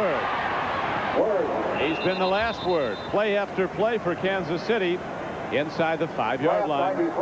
Tackled on the play by the Houston Oilers, the middle of their defense.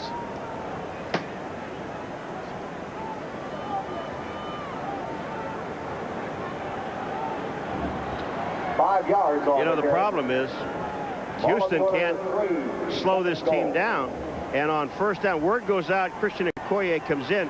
But on first down, Kansas City's picking up anywhere from 5 to 7 yards. Barry Word up to 94 yards rushing the ball.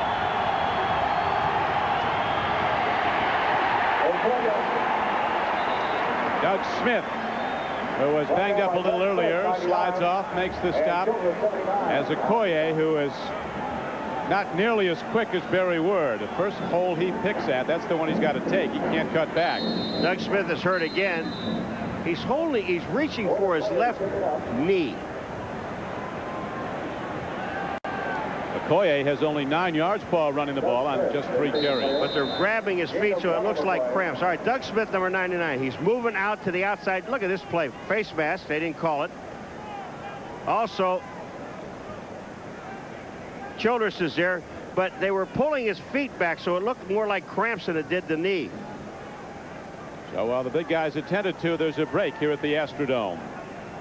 Fuel tank pretty close to E. He's out of the game as the Chiefs leading 13-6. Goes for the end zone. Here's Craig. He's going to try to take it himself.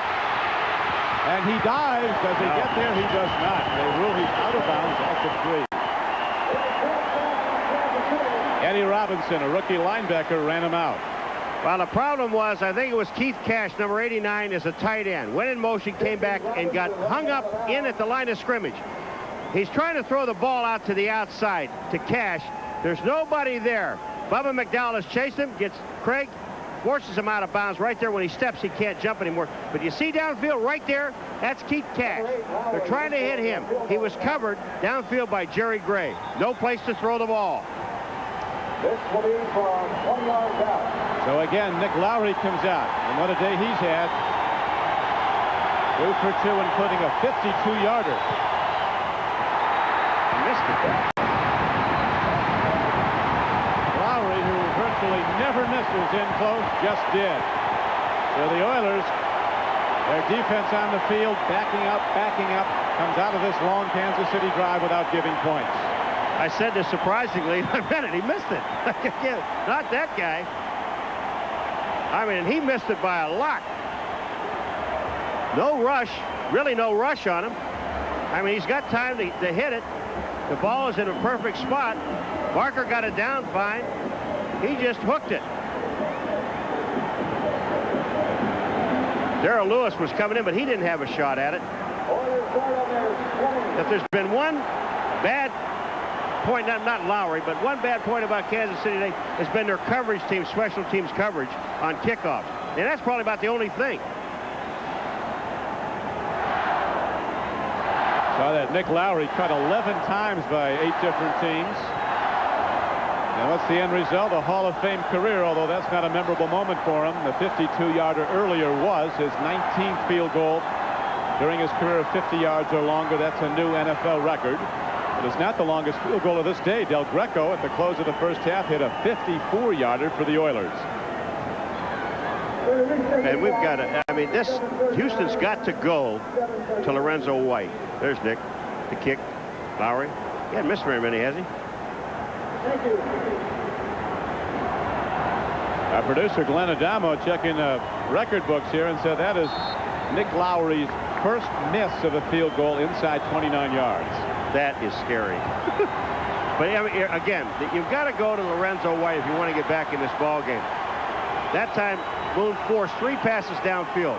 They're going to go to Lorenzo real quick here. Lorenzo White. I was thinking more throwing, but you know, that'll work too.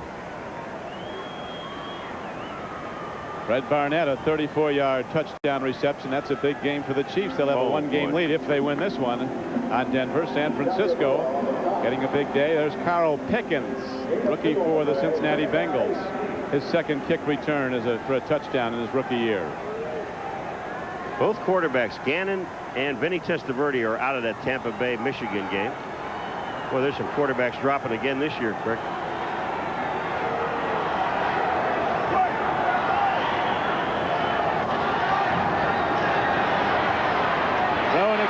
This time Warren Moon does indeed go underneath. And Curtis Duncan is the man who takes it down. Kevin Ross makes the tackle, but there's a 15-yard gain. You know, that's what we talked about in the first quarter, about the 2 guys that check up short usually are Jeffries and Duncan. And then they're also sending Lorenzo White out into the flat. You're only down by 7. You don't want to just try to go for it all and get picked off again. Take the little short stuff, and these guys are fast enough and quick enough to turn 7-yard passes into 15-yard gains. That is the truth. The Oiler receivers are at their best after they catch the ball. They're all outstanding open field runners. Moon to Lorenzo White. Tremendous run by White. Looked like there was nothing there, and he turned it into a gain of almost 7 yards. Yeah, but the guy going out front, number 78, Don Maggs, Youngstown, Ohio, my hometown. Watch number 78 coming out, leading the way. Crushing block on Simeon. Opens that hole, and Lorenzo White picks up 7. Another of the great ones from Youngstown. Maguire, Maggs, and the DeBartolos. Bernie Kosar. That's right. Boom Boom Mancini.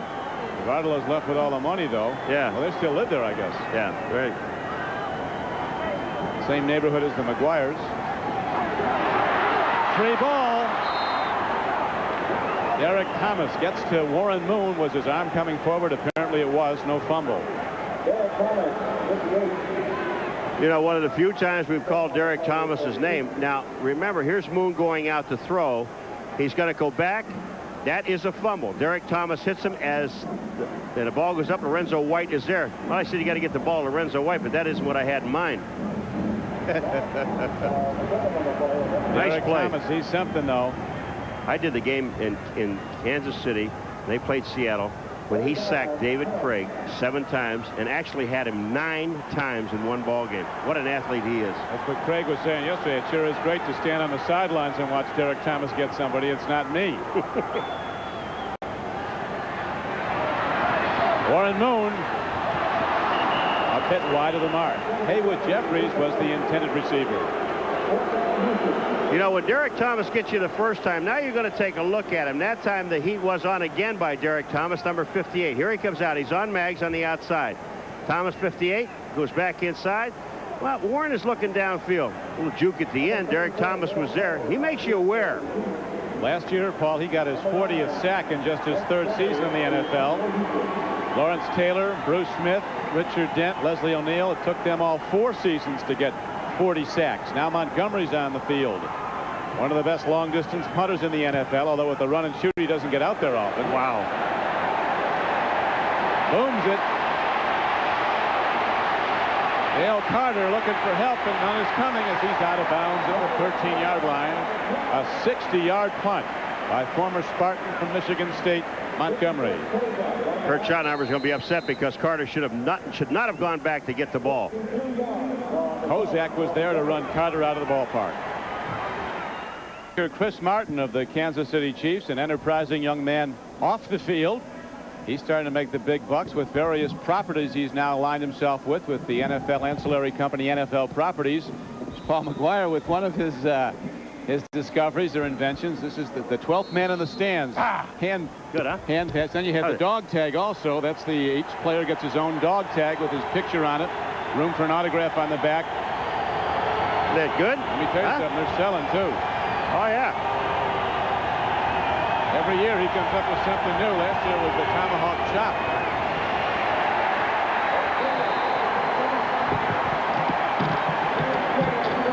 Not much there for the Kansas City runner.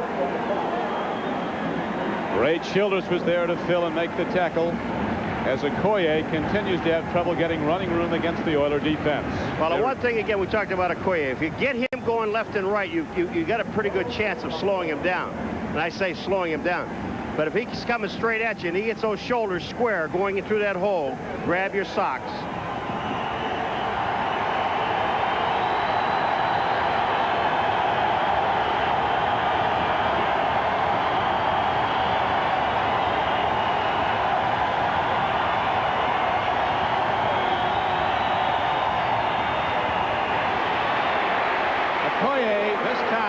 Fends off tacklers with a straight arm. Rick Graff finally gets him. We got some scuffling going on downfield.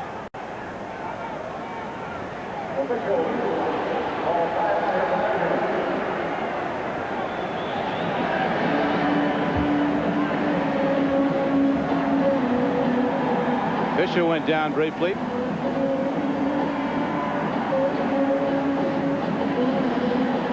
Three minutes and 16 seconds to play in the 3rd quarter here at the Astrodome.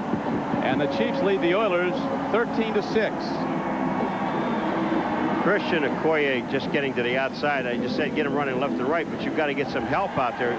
He just stiff-armed, I think it was Rick Graff. And when he did it, then he got his shoulders square. And by the time he got his shoulders square, here's Okoye. Now watch Graff. He's there. He gets his arm on him. Now you're not going to bring him down one hand. Now, see, he's squared up. Once he gets squared up, he goes forward. Forget it. That's good hustle. First down, Kansas City. Chiefs the favorite. They've beaten the Houston Oilers not since 1983 in this ballpark. Oilers have won 5 of the last 7. Have beaten the Chiefs the last 2 years in a row. Okoye, as the Chiefs try to control the ball in their 7-point lead. Jeff Alm, 4th-year defensive lineman from Notre Dame, was on the stop. Barry Word has been the go-to guy today for the KC Chiefs. 94 yards running the ball. Get him back. He got him back in the game now and get him his 100 yards at least. Christian out. Nigerian nightmare. Boy, he'll put some bad dreams on you, won't he? He's passed out some headaches, the big guy. But as we mentioned, Paul, the Oilers were concerned about stopping Barry Word, and he has been the big producer running the ball for the Chiefs. And they have not stopped him. Haven't stopped Craig either. There they got him. Childress. But the single most significant statistic in this game, the Chiefs have turned the ball over. Not at all. The Oilers have turned it over 3 times. All right, here it comes again. And Childress, it gets there. Fuller gets there. Sean Jones gets there. The only one that doesn't get there is Jeff Alm, but he's in the area. You see number 76 there, but the other 3 were there. Good hit, and you're right. And on that 3rd turnover, Lowry misses a cheap shot field goal. So that could have been 13 points on turnover.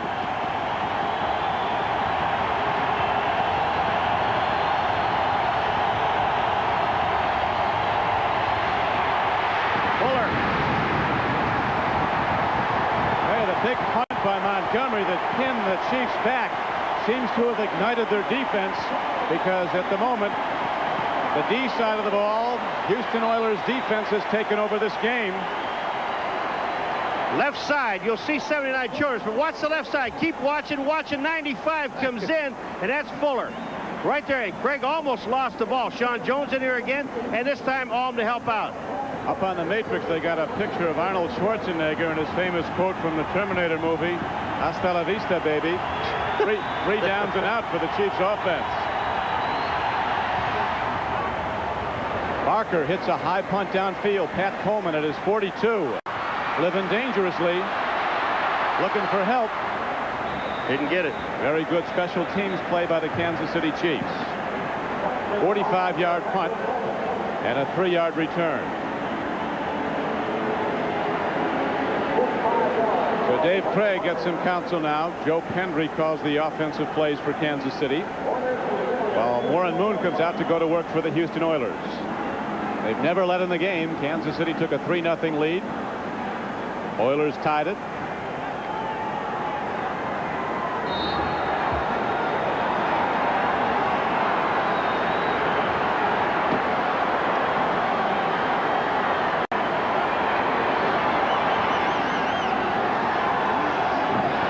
Shotgun snap is bobbled. Here's Lorenzo White. Open field run.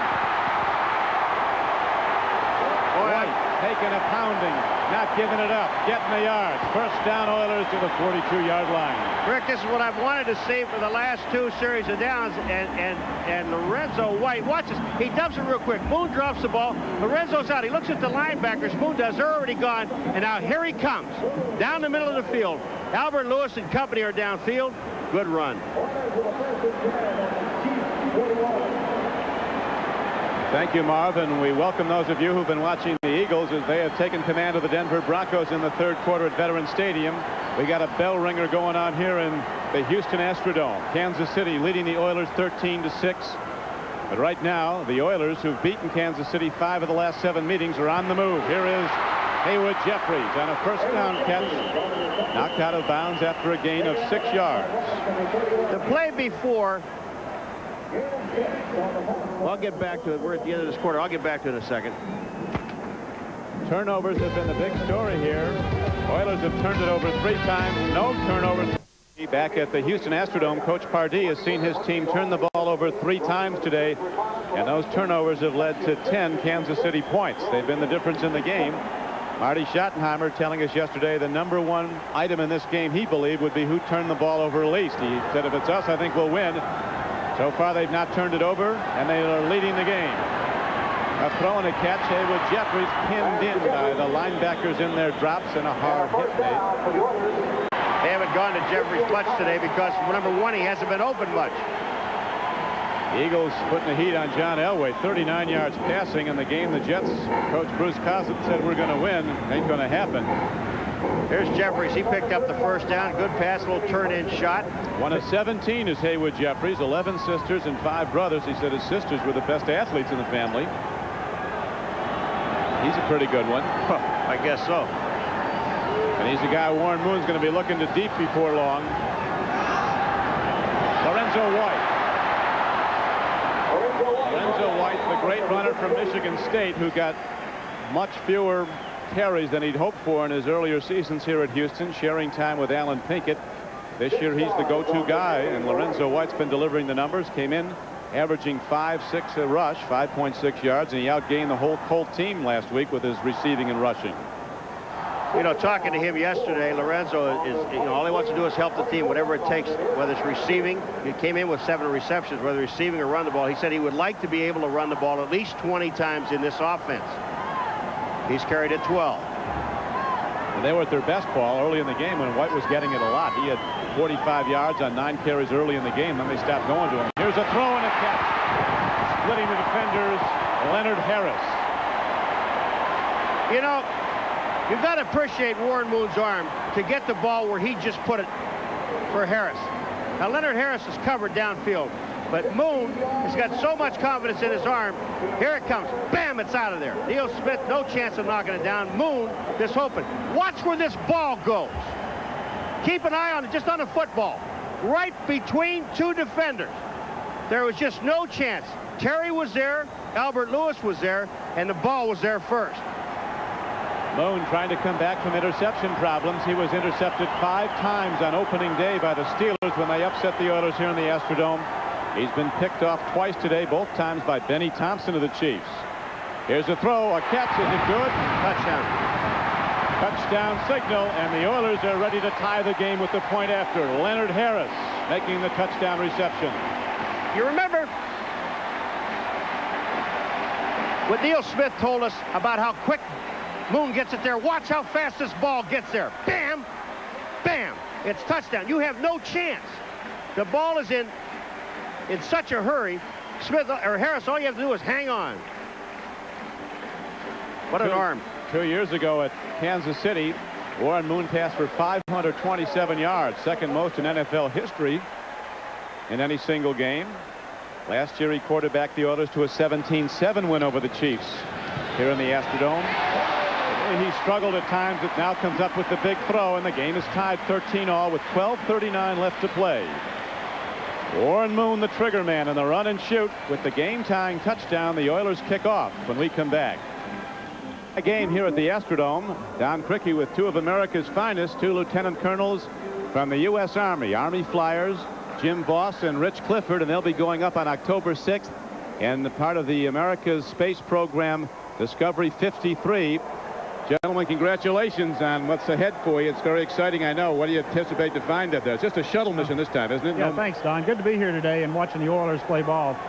We have a mission that's a Department of Defense payload that we're deploying. Then we have a lot of other experiments we'll be doing during a 6-day flight. And how many people will be going up with you, Colonel? There'll be 5 of us going up, and we represent all the military services on this Department of Defense flight. 6 of us. We have a 6th guy who would like to go up if he could. Well, Paul's borrowed our helmet. Hey, where's Bobby? Bobby Costas. Bobby, this helmet's going back to you with their signatures on it. This is for you, Bobby. It's for Christmas. It'll fit you perfectly. Welcome to the program. What's this sign he's got here? The Walker Cabana?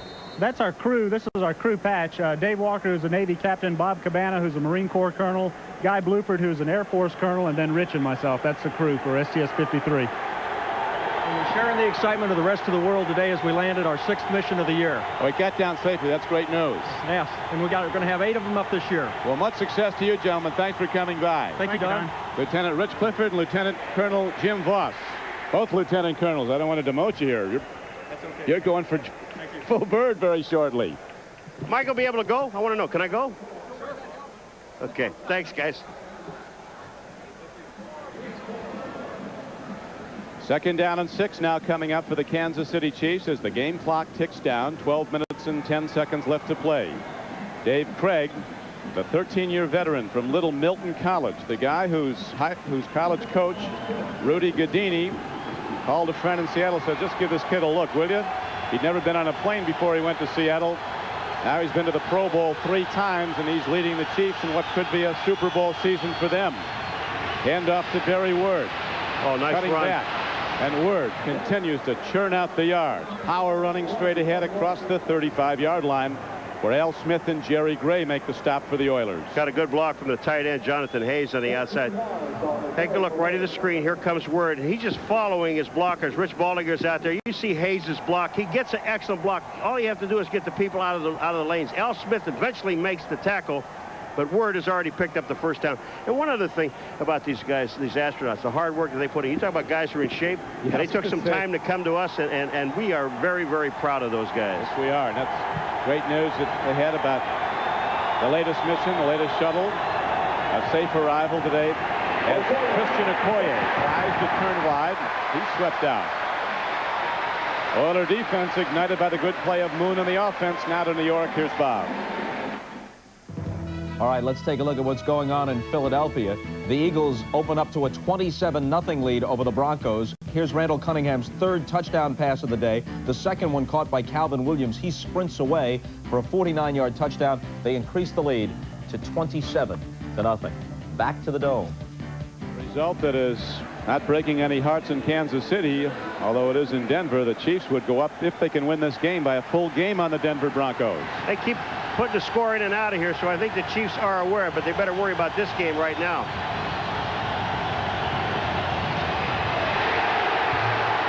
Oh, Childress. Great Childress. A head-on pop. Now the big Aggie from Texas A&M, who delivers down after down, playing on a very bad ankle. Let me tell you something, first of all. Jeff Alm, number 76, really makes the play because he makes Word go to his, or Okoye to go to his right. Watch this. See Alm there, 76? When he turns him that way, then he runs directly into Childress. And that was a collision. Major league collision.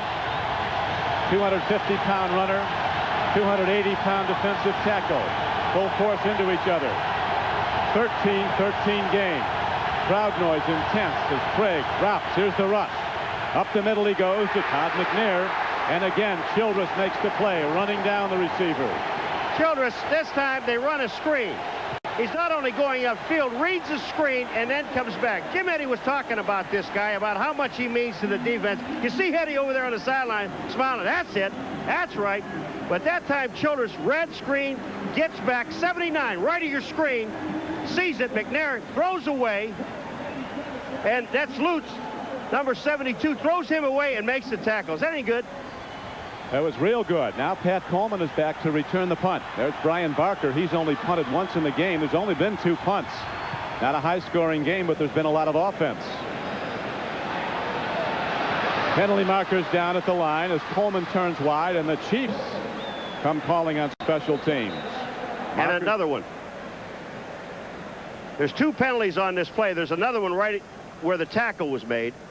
Big punt by Brian Barker, 54-yarder. Al Hamer, the referee. Does it? What? No, there's a penalty over here too, Dale. Game clock shows 8:39 to play. Oilers on their home field have never led in this game. Chiefs led early 3-0. Extended it after it was tied 3-3 to 10-3. Now it's a 13-13 game. We've had 2 50-yard plus field goals, 1 for each side. Nick Lowry hit a 52-yarder for the Chiefs, and at the close of the first half, Del Greco boomed a 54-yarder for the Oilers. They'll clarify this now. We have 2 fouls on the play. 2 fouls. A post-possession foul. Holding number 27 will be accepted and enforced from the spot of change of possession. We have an illegal block on number 36, and that is declined. First down, timeout.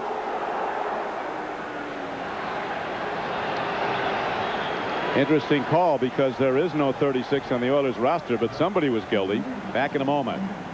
Barry Word, the big back for the Kansas City Chiefs today, on the sideline with what's been diagnosed as a slight concussion. I just saw him mouth to the doctor, Paul, and I'm okay. We'll see if he comes back in. He's been more than okay when he's been on the field. He's been terrific. Now the Oilers are backed up in this tie game with 8:39 to play in it. 13-13. Moon to Lorenzo White. He's taken down behind the line of scrimmage. As shooting the gap was linebacker Tracy Simeon, who came out of the World Football League, as Marty Schottenheimer likes to say. Derek Thomas might be all NFL, but Tracy Simeon was all world. It was a great play he made, and another guy that was in it was Neil Smith, the big left end. I mean, he was there to help out. Just no place to go. You know, what you do is you force Moon into throwing the ball, and that's what he does so well. I mean, I don't know whether it's good to stop him or not, you know, from the running game, but they've had 3 turnovers, and they should have had 13 points. Lowry on the 3rd turnover missed a short field goal, just missed it. Moon throws from the end zone, makes the connection. Running in the open field is Haywood Jeffries across the 25 and out across the 30. Jeffries takes it out to the 35-yard line. So Warren Moon living dangerously, getting his team out of jail with an end zone throw, good for a 31-yard gain. Kevin Ross misses the tackle. Watch Jeffries. He just hooks up for about 2 yards. When he catches it, there's Ross. When you miss the tackle, there's nobody out there because he's playing man coverage. When there's no one out there, Jeffries gets going down the sideline. He brings the ball out to the 34-yard line, first down. You got to make sure that you keep that receiver in front of you when he catches the ball.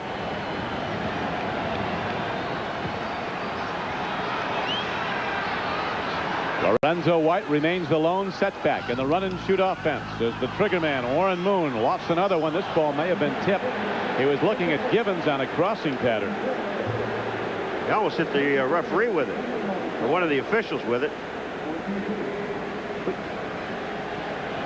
Watch this. Moon throws to the outside, and that's Gibbons. You want to know why it's incomplete? Because the referee had good coverage. Kansas City's using 12 guys now. 11 in white and 1 in stripes. But you still have to go back to Lorenzo White, because when they take and they run Gibbons underneath away from one side back to the other, and then they bring Lorenzo White out where Gibbons was, there's nobody there. Lorenzo White is wide open. He's been coming underneath. The linebacker drops all game long. Jeffries, who caught 100 passes to lead the NFL last season, is the target again, but he drops it. Moon likes Jeffries. Jeffries, with the 100 receptions, went to the Pro Bowl, had almost 1,200 receiving yards. Very rangy, stands almost 6'5". Most of the run-and-shoot receivers are built low. If there's one thing about this offense that is really distracting as far as Moon is concerned, when you get on a roll and you're moving the ball. Now, Jeffries made an excellent play, beat Ross, gets up the field, picks up the first down. Now they throw out to Jeffries again. It becomes, you know, it's 3rd down. You run one play, it doesn't work. The second play, the guy drops the ball who should have a first down. It's frustrating. Now you've got to get all 10 yards in one play. You've got to play mistake-free on offense. Big down now for the Oilers. 3rd down, and they need 10. He's looking at Jeffries. He makes the play. Ruled out of bounds. Moon goes right back to Haywood Jeffries. And inches from a reception and a first down, it forces a punt. They're just sitting right there. Now, does Jeffries have the ball? First of all, he has to have control. That he has. Foot's out of bounds. Good call. Excellent call. We have replay. The officials don't. Not anymore. It would have been, again next would year, have been though. no good anyway. Montgomery, who hit a 62-yarder in his only punt of the day, standing in. There's Dale Carter, great return man, the rookie from Tennessee. End over end punt. This will come back at the Oilers. Carter comes up on it. Big one hop. Oh, Carter taking pops all over the field, and finally looked like he got hit with an elephant gun at one point. He kept going. Well, he got hit by Mike Dumas, number 38, is the guy he ran through, and Dumas comes back and makes the play. I mean, Dumas got drilled. Here it comes, Carter 34. He gets through here, and watch 38. Dumas gets him, not here, there. Here's the hit. The Dumas knocks him back. Now watch who makes the play. Coming back up again from behind will be Dumas. Not bad, huh? That's hustling. And there's a flag. It's a 49-yard punt and a 21-yard return, but we need some sorting out. Holding on the return, number 39. The penalty is accepted and will be enforced from the spot of change of possession. Timeout. You know what? First of all, they called one on 36. Neither team has a 36. In Kansas City, they don't have a 39. Neither team has a 39. This is wonderful.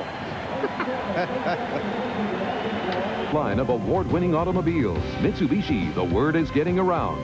By the people at Nike, who encourage you to just do it. By Radio Shack, America's technology store nobody compares. And by Delta Airlines. At Delta, we love to fly, and it shows. Mike Dumas, our hitting safety from Indiana, made the big hit on Dale Carter, but Carter kept on going. Now a penalty sets it back, and the Chiefs have the long field to go. 1st and 10 from their 8-yard line. High game, 13-all, 4th quarter. Barry Word's back in the game, but he's not going far on that carry as William Fuller and Lamar Latham combine on the stop. Now you talk about Mike Dumas and Carter. Dumas does hit Carter. Carter gets the first blow. Dumas ends up with the last one. What's left? Here it comes. Bam! I mean, he knocks him back about 2 yards. Dumas is down 38. But then again, it's worth seeing. Here comes 38. Dumas. I'll make my play now. Carter still picks up 2 more yards after he hits him. But that's hustle by that man, Dumas. And Carter. Barry Word has now gained 113 yards, Paul, running the ball, 20 carries. Chiefs had big problems running the ball in their first 2 games, both victories. They had movement in the line, and is that John Alt, number 76? I think it is, the left tackle move.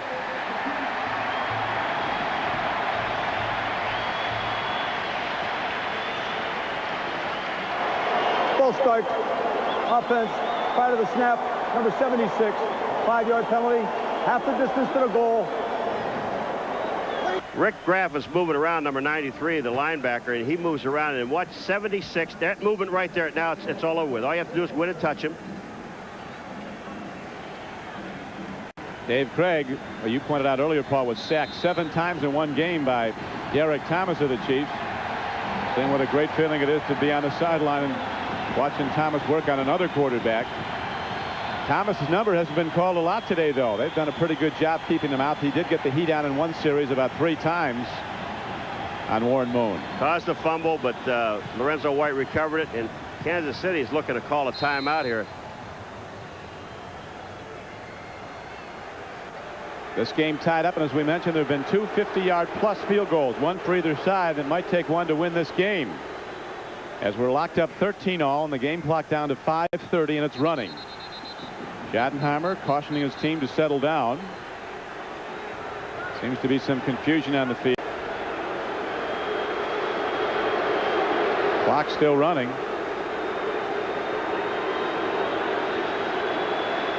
Looked like Lutz called a timeout earlier. If Lutz calls a timeout, but you know, well, there's Craig. He's looking to call it. Lutz is telling him to call timeout. Craig puts his hand up. Lutz calls timeout. But I don't know whether he can or not. I think Please reset the clock to 5:44. Yeah, they ran 5:44. 35 seconds off the clock. Play clock will reset at 25. There is no timeout. Pardee said, wait a minute, they signaled timeout.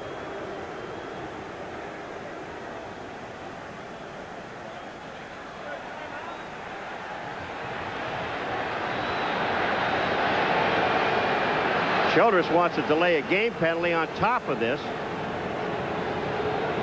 They'll get it straightened out. Tom Eddy is still bringing airplanes in. That's it. Or Jim Eddy. Excuse me. He's bringing airplanes. Defensive coordinator. Eagles laying waste to the Denver Broncos. Elway can't bring them back today. San Francisco routing the Jets, as in what was hoped to be a Super Bowl year, or at least a playoff year for the Jets. The Packers reset the play clock. Seems to be in ashes right now. 5 seconds. Now they've got 5 seconds to get the play clock, to get the ball off. My friend, slowly we're gaining on this thing. I know, it's getting there. They'll get it straightened out. They've got to wait. Now they've got to run this thing down by hand, I guess, all the way down to 5 seconds. Let it go. They're at 19. Natives are restless. This is an advantage, really, to the offense and not the defense, because the defense is now standing around. They were pumped up. They stopped them. They made a play. And now the offense has a chance to regroup. Time to play football from the end zone, just as Moon threw a short time ago. Craig goes for it all. This guy short-armed the ball. He never made a reach at it. Willie Davis gave Craig nothing on that play. I don't think he lost the ball. He just, it really looked from up here. Never went for it. Yeah, he never went for it. There was double coverage on the outside. Now take a look at it. Is he reaching? He's still looking up, and the ball hit the ground. I don't know what he was looking at. He might have lost it in the light. Now here's Craig throwing the ball downfield. I mean, he's shaking his head before the ball. He was halfway there. Not happy, and with good reason. Maybe Willie was hoping it would stick in his face mask. Well, never put his hands up. I think what Craig was really doing on that play, seeing the double coverage, is throwing the ball away. 3rd and 13. Craig, in various great danger of a safety, gets rid of the ball before he's sacked. And of course, any offensive penalty in the end zone is also a safety, so you had to be careful of the holding. You betcha. And he hit, another referee gets hit again. Craig was not happy with the series of downs, and he's looking, because when he threw the ball on 2nd down, you knew that when he threw it, he didn't even look at whether he was going to catch the ball. Davis was going to catch the ball or not. He just looked to the bench, and he wasn't happy with it. Alligator, he's got the alligator arms here, Paul. He never, this is a last play, but the Davis going for the ball without reaching for it. Now there's a punt coming from the back of the end zone by Brian Barker. Pat Coleman is back for the Oilers. They set up the return. High punt, but not deep. Coleman will fair catch it at the 39-yard line of the Chiefs. So with the game tied 13-13 and 5:24 to play, Oilers have the ball in good field position when we come back.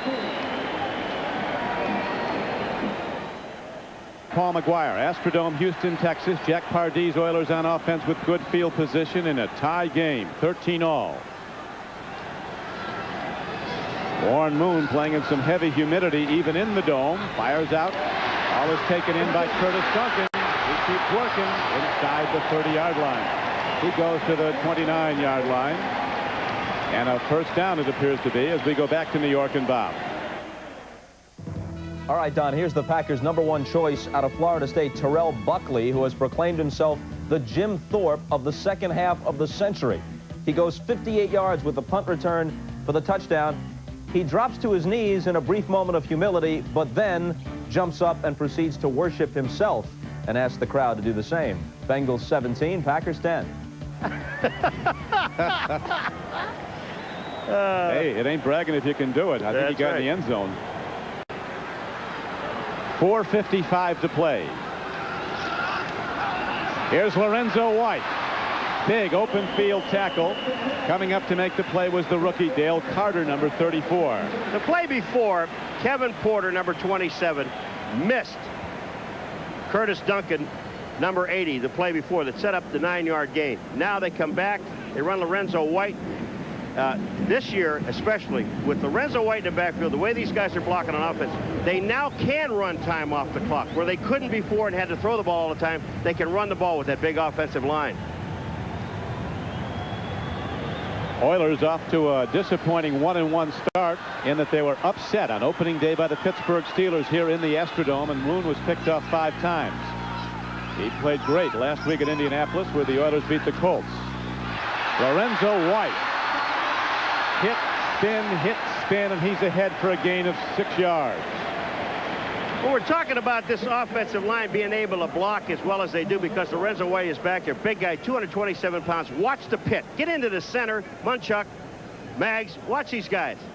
When the blocking is like that, Moss, number 63, falls back out and slows him down and enables Mincy to get out there and help out on the tackle along with Simeon. But when that offensive line explodes like they're exploding there, there's a hole open up. They pick up 5 yards. Lorenzo White working on those size 15 6E shoes. There's Kevin Gilbride, offensive coordinator. The man who, with Warren Moon, designs this run and shoot. Throw to the end zone. Touchdown, Ernest Givens. Oilers take the lead.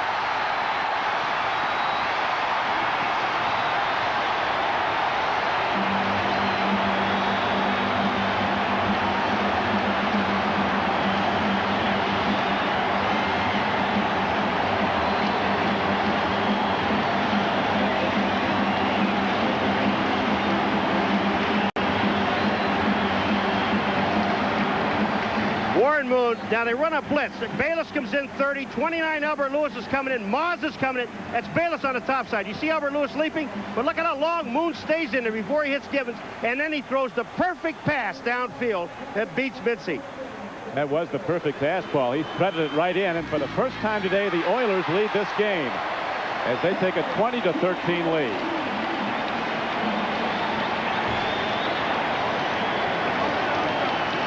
He's got all the good moves. I like it. Here he goes. If I ever did that, my socks would fall down, you know?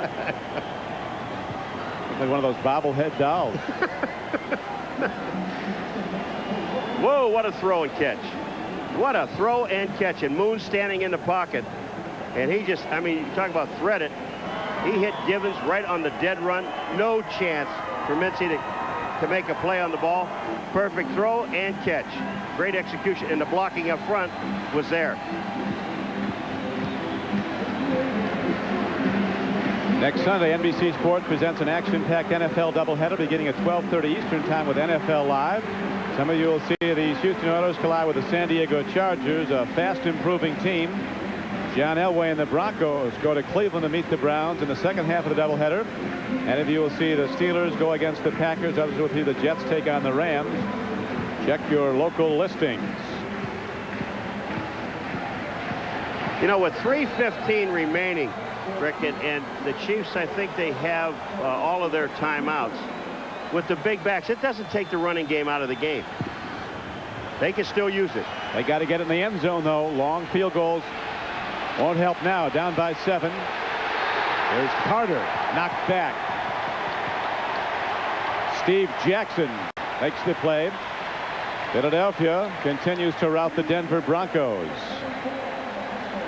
San Francisco doing the same to the Jets. Steve Young with 3 touchdown throws in that game. Cincinnati with 3 wins last season and 13 losses could have 3 wins in the first 3 weeks this year if they hold on at Green Bay. Vikings up on the Bucks. New Orleans and Atlanta in the fourth quarter locked up 7-all. Seattle might have its first win. Well, they're going to have a tough year, Seattle. They don't have much of an offense. Dave Krieg right into the shotgun. Here comes the rush. Throwing a catch, Todd McNair out of the backfield. Moving ahead. He's got a first down out to the 27-yard line. You know, made the tackle. William Fuller downfield, 11 yards downfield, the defensive end, and Krieg is limping. But William Fuller was in on a pass rush, sees the dump over the middle to McNair. Krieg is going to get hit there. That's by Childress, and he fell right on his leg. Hurry up offense. First down throw by David Krieg. It's blocked. Big Doug Smith got his hands on it. Big guy might have been headed for glory yet he caught it. It was coming pretty fast, though. Catch it. It almost went through his body. I mean, you're not going to make it go through there. Look, watch this. Catch it. Look at, he got Bigfoot out there, and he's in the way. Look at his hands. He got gloves, tape. He's happy he knocked it down. He wasn't thinking about catching it. Big Doug, size jumbo petite, about 320 pounds.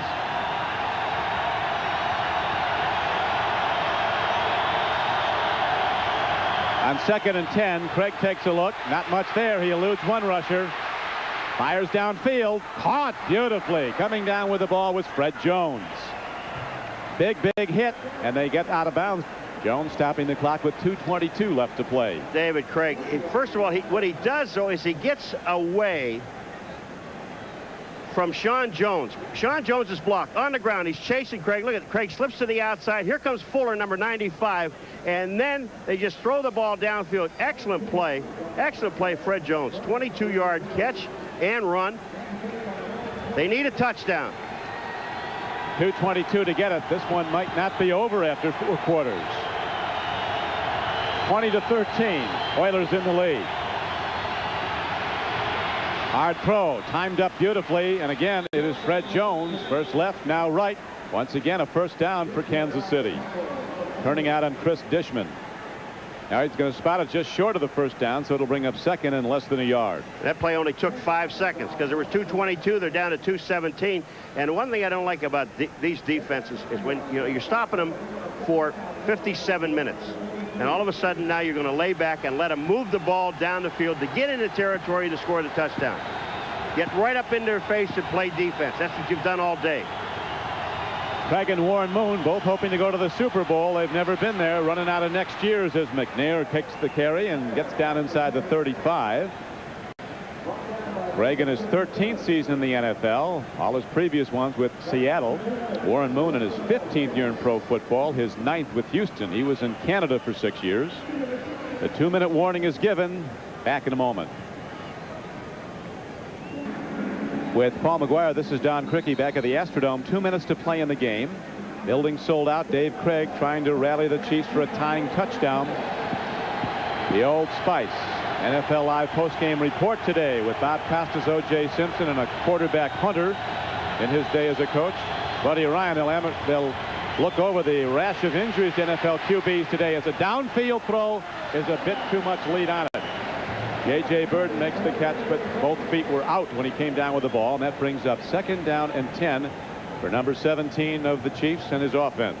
Well, that time Craig just didn't get himself set before he threw the ball. Sean Jones was there. Doug Smith was there. Houston is running a 3-man rush.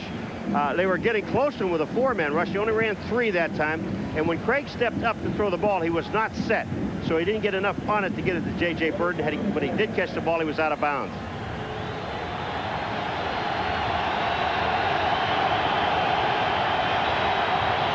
Jim Eddy, defensive coordinator for the Oilers, who lives every down on the sideline. He'd almost rather be on the field as McNair on a draw takes it down to the 25-yard line. 2nd down and 10 play is good for a gain of 8. Childress on another stop along with the safety Marcus Robertson. I just said, with this offense, Kansas City Chiefs, in 3 minutes when they took the ball over with 3-something to play and 3 timeouts, did not take the running game out of this. Game clock down to 1:46 to play, and the Chiefs. Technology Store. 1:46 to play. The Oilers have trailed all day until a moment ago, a couple of minutes ago now, when Warren Moon threw a strike over the middle into the end zone to Ernest Givens for the go-ahead touchdown. 3 times they had tied the game but never led until that point. Now the Chiefs are looking to rally for a tying touchdown, perhaps to send the game to overtime. 3rd down, less than a yard, as Craig sets in the shotgun, makes the throw. McNair makes the drop. He rarely does. Jerry Gray, the former L.A. Ram, number 21, who came to Houston as a Plan B free agent, was there to cover. And it'll be 4th down. That would have been a 1st down. Oh, you've got to go. You can't kick a field goal, and you can't think about anything but 7 points. Or you only have about a little over a yard and a half, not even 2 yards to run. I wouldn't be surprised to see a running play here because you still have 2 timeouts left. There's 1 minute and 42 seconds left to go. Word is in the game. And so is tight end Jonathan Hayes. They have to burn a timeout and get everybody settled. 4th down. Chiefs have to make it. And they do. Barry Word. Over 100 yards for the day. Takes it ahead on 4th and 1 and gets 3. So the drive stays alive, and now the clock is stopped with 1:35 to play.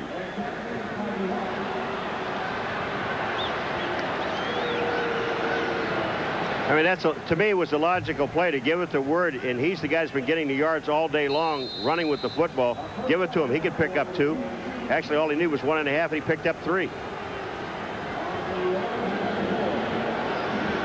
Jack Pardee, you don't see that much emotion in Jack that often. He doesn't carry a clipboard or anything either, does he? No headset, no clipboard. 1st down, Kansas City. Beautiful swing pass to McNair. He stays in and he gets out of bounds. Stops the clock. Gain is only 3 yards. Jerry Gray was covering. field goal of no help with 1:04 to play. Craig has to get the Chiefs into the end zone to tie it. A couple of things, you know, that even you say, well, they got to score 7 points to tie the game to get it into overtime. But there's another thing way in the back of their mind, too. If we score 7 points, let's make sure there's no time on the clock to let Houston come back, because they can, as we saw at the end of the half, they can explode in a heartbeat and be downfield and get a field goal. Baron von Schottenheimer, he now pilots his own plane. Kind of happy with that plane, isn't he? Craig, second down throw. Well done by Fred Jones, a little receiver from Grambling with sure hands and quick moves. And he takes it inside the 15-yard line. Good for a first down. Jim Eddy, his defense backed up now, trying to hold out the Chiefs. 45 seconds to go in the game. Oilers lead it by 7.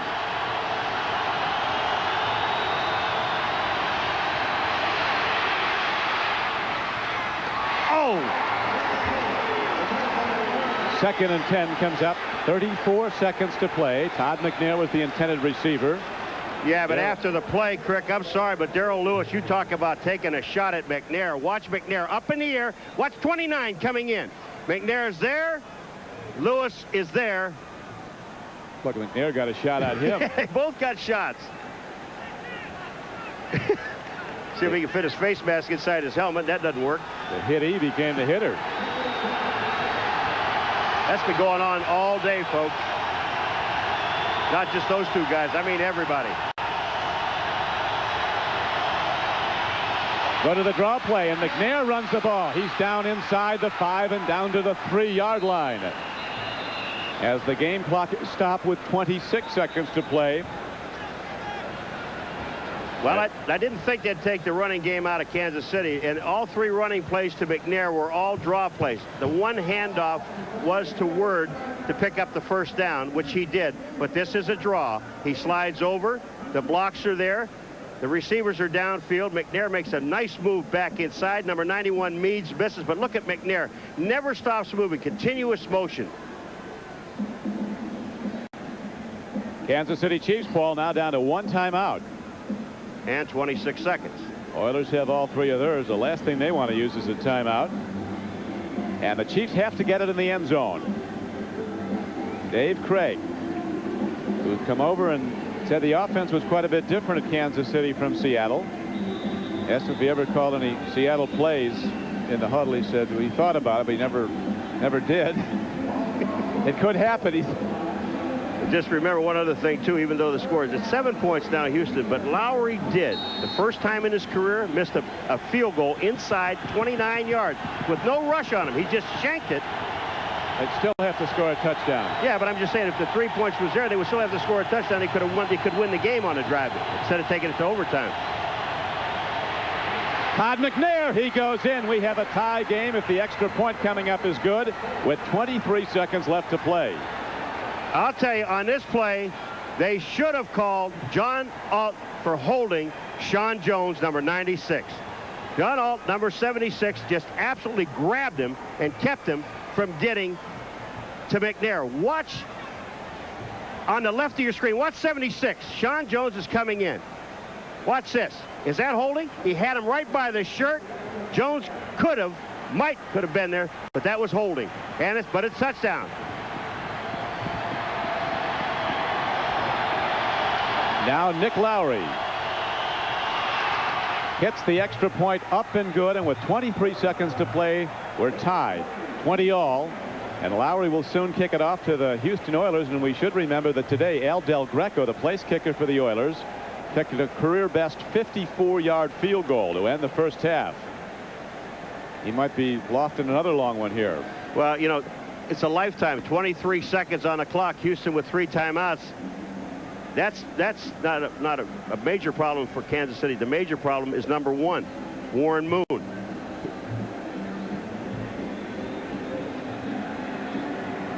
Oilers still have 3 timeouts. How many plays do you think they get off?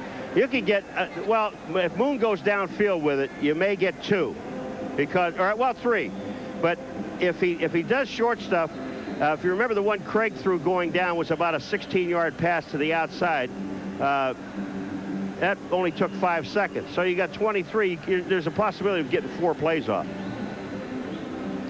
We'd like to welcome those of you who've been watching the Philadelphia Eagles beat the Denver Broncos 30-0. A much different game here at the Astrodome. 23 seconds to play, and a moment ago Todd McNair took it up the middle for the game-tying score for the Chiefs. And in this drive, it was a long drive. The Kansas City Chiefs did not get away from the run offense, and McNair ran, I think, 3 draw plays, and that one ending in a 7-point play.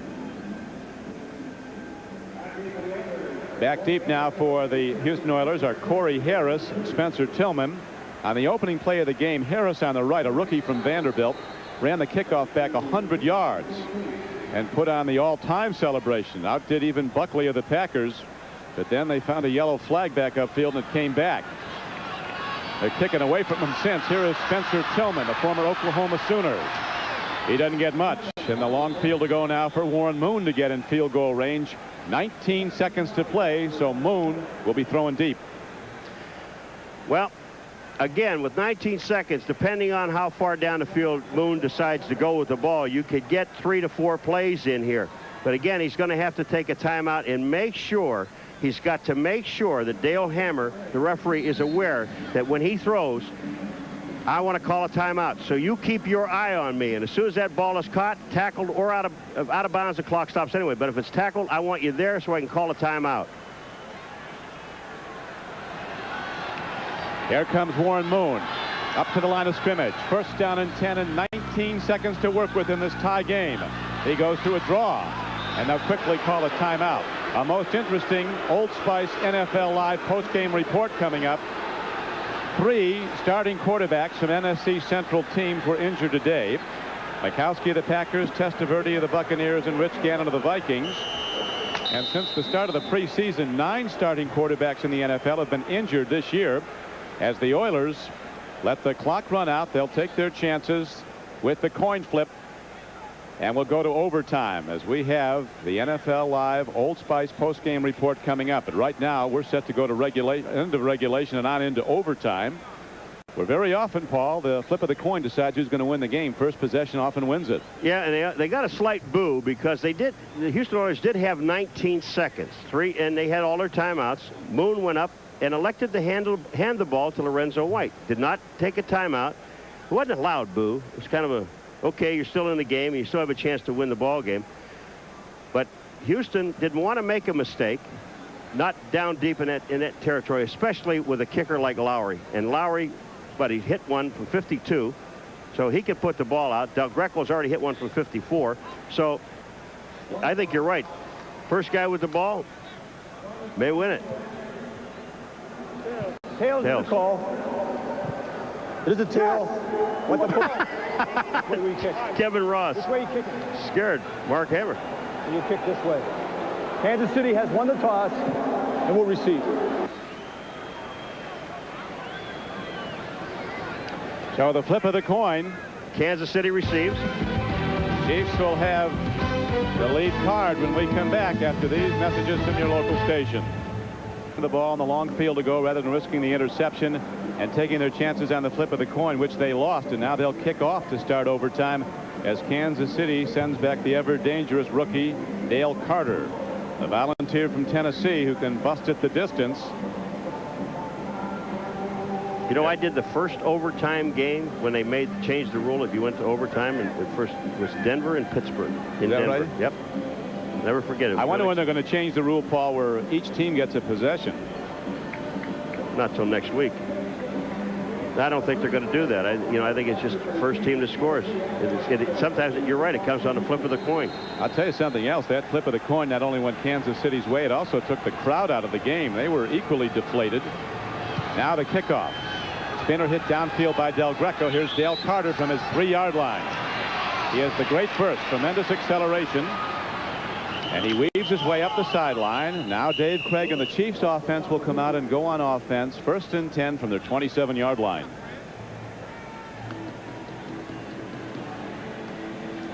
Krieg with some nice numbers. Maybe the nicest one, that 0 under the INT. He hasn't given the ball up to the opposition. The one thing about, attempting 28, completing 16, you're right, absolutely right about the interception. It doesn't seem like a whole lot of yards, 170.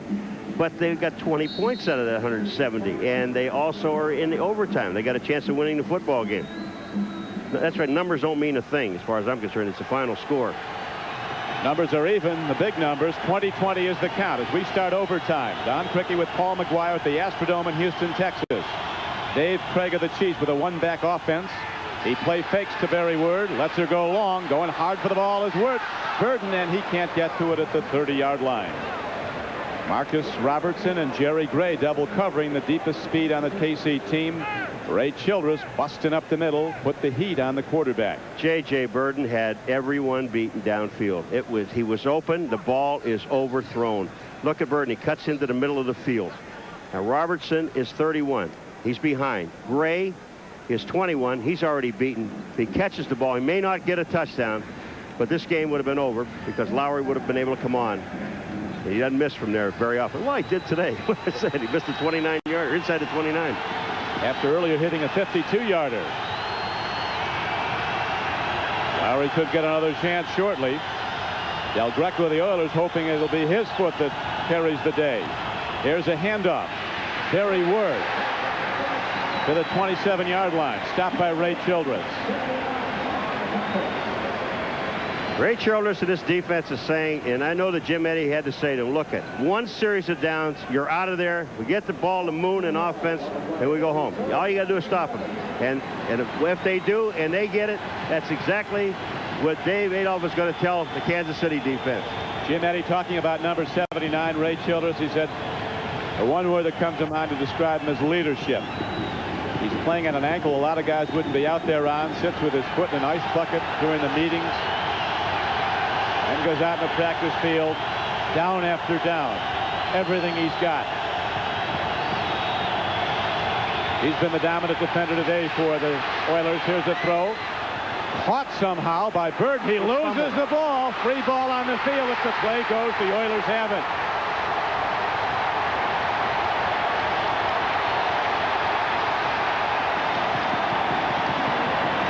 Big Doug Smith put all 300 pounds on it.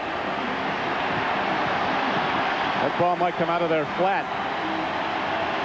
The Oilers threw a blitz at him, at David Krieg, both sides. 29 Lewis comes in, and there's 24 coming in, also Jackson. And look at Burton. What he's trying to do is get upfield and get a first down. But Dishman reaches in, grabs the ball. Smith falls on the ball, and now it's Houston. Offense, number 77, penalty decline. First down. Rich Waldinger, we got a holding penalty, but Dishman makes a super play. J.J. Burton was just trying to get a first down. He knew it was 3rd and long. He had to get to the marker. Didn't get there. Gets the ball knocked out. Look at Schatz. He's talking to him. Schottenheimer just say, hey, that's okay. I know what you're trying to do. You were hustling. First turnover of the day, Paul, for the Kansas City Chiefs. Oilers have turned it over 3 times, but now are in position to survive that and win the game. They are already in Del Greco field goal range, albeit long range. Right up the middle. They're probably not going to risk putting it in the air. They'll just pound away with Lorenzo White. Both arms on the ball, straight up the gut, and then send out Del Greco. Well, they're bringing some more beef in. I think Del Greco will be coming in a lot sooner. And how about now? It's time. I mean, they don't want to risk the turnover. No. Now, see, a 36-yarder. But just remember something. If something happens on this down, if they have a penalty, a fumble, or and they get the ball back, a bad snap, something happens, and they can't get the kickoff, they still have 2 more downs. It's only 2nd down. They're going to probably chill him a couple times. The executive producer of NBC Sports is Terry O'Neill. Coordinating producer of NFL football, John Ferratzis. Today's game produced by Glenn Adamo, directed by John Gilmartin.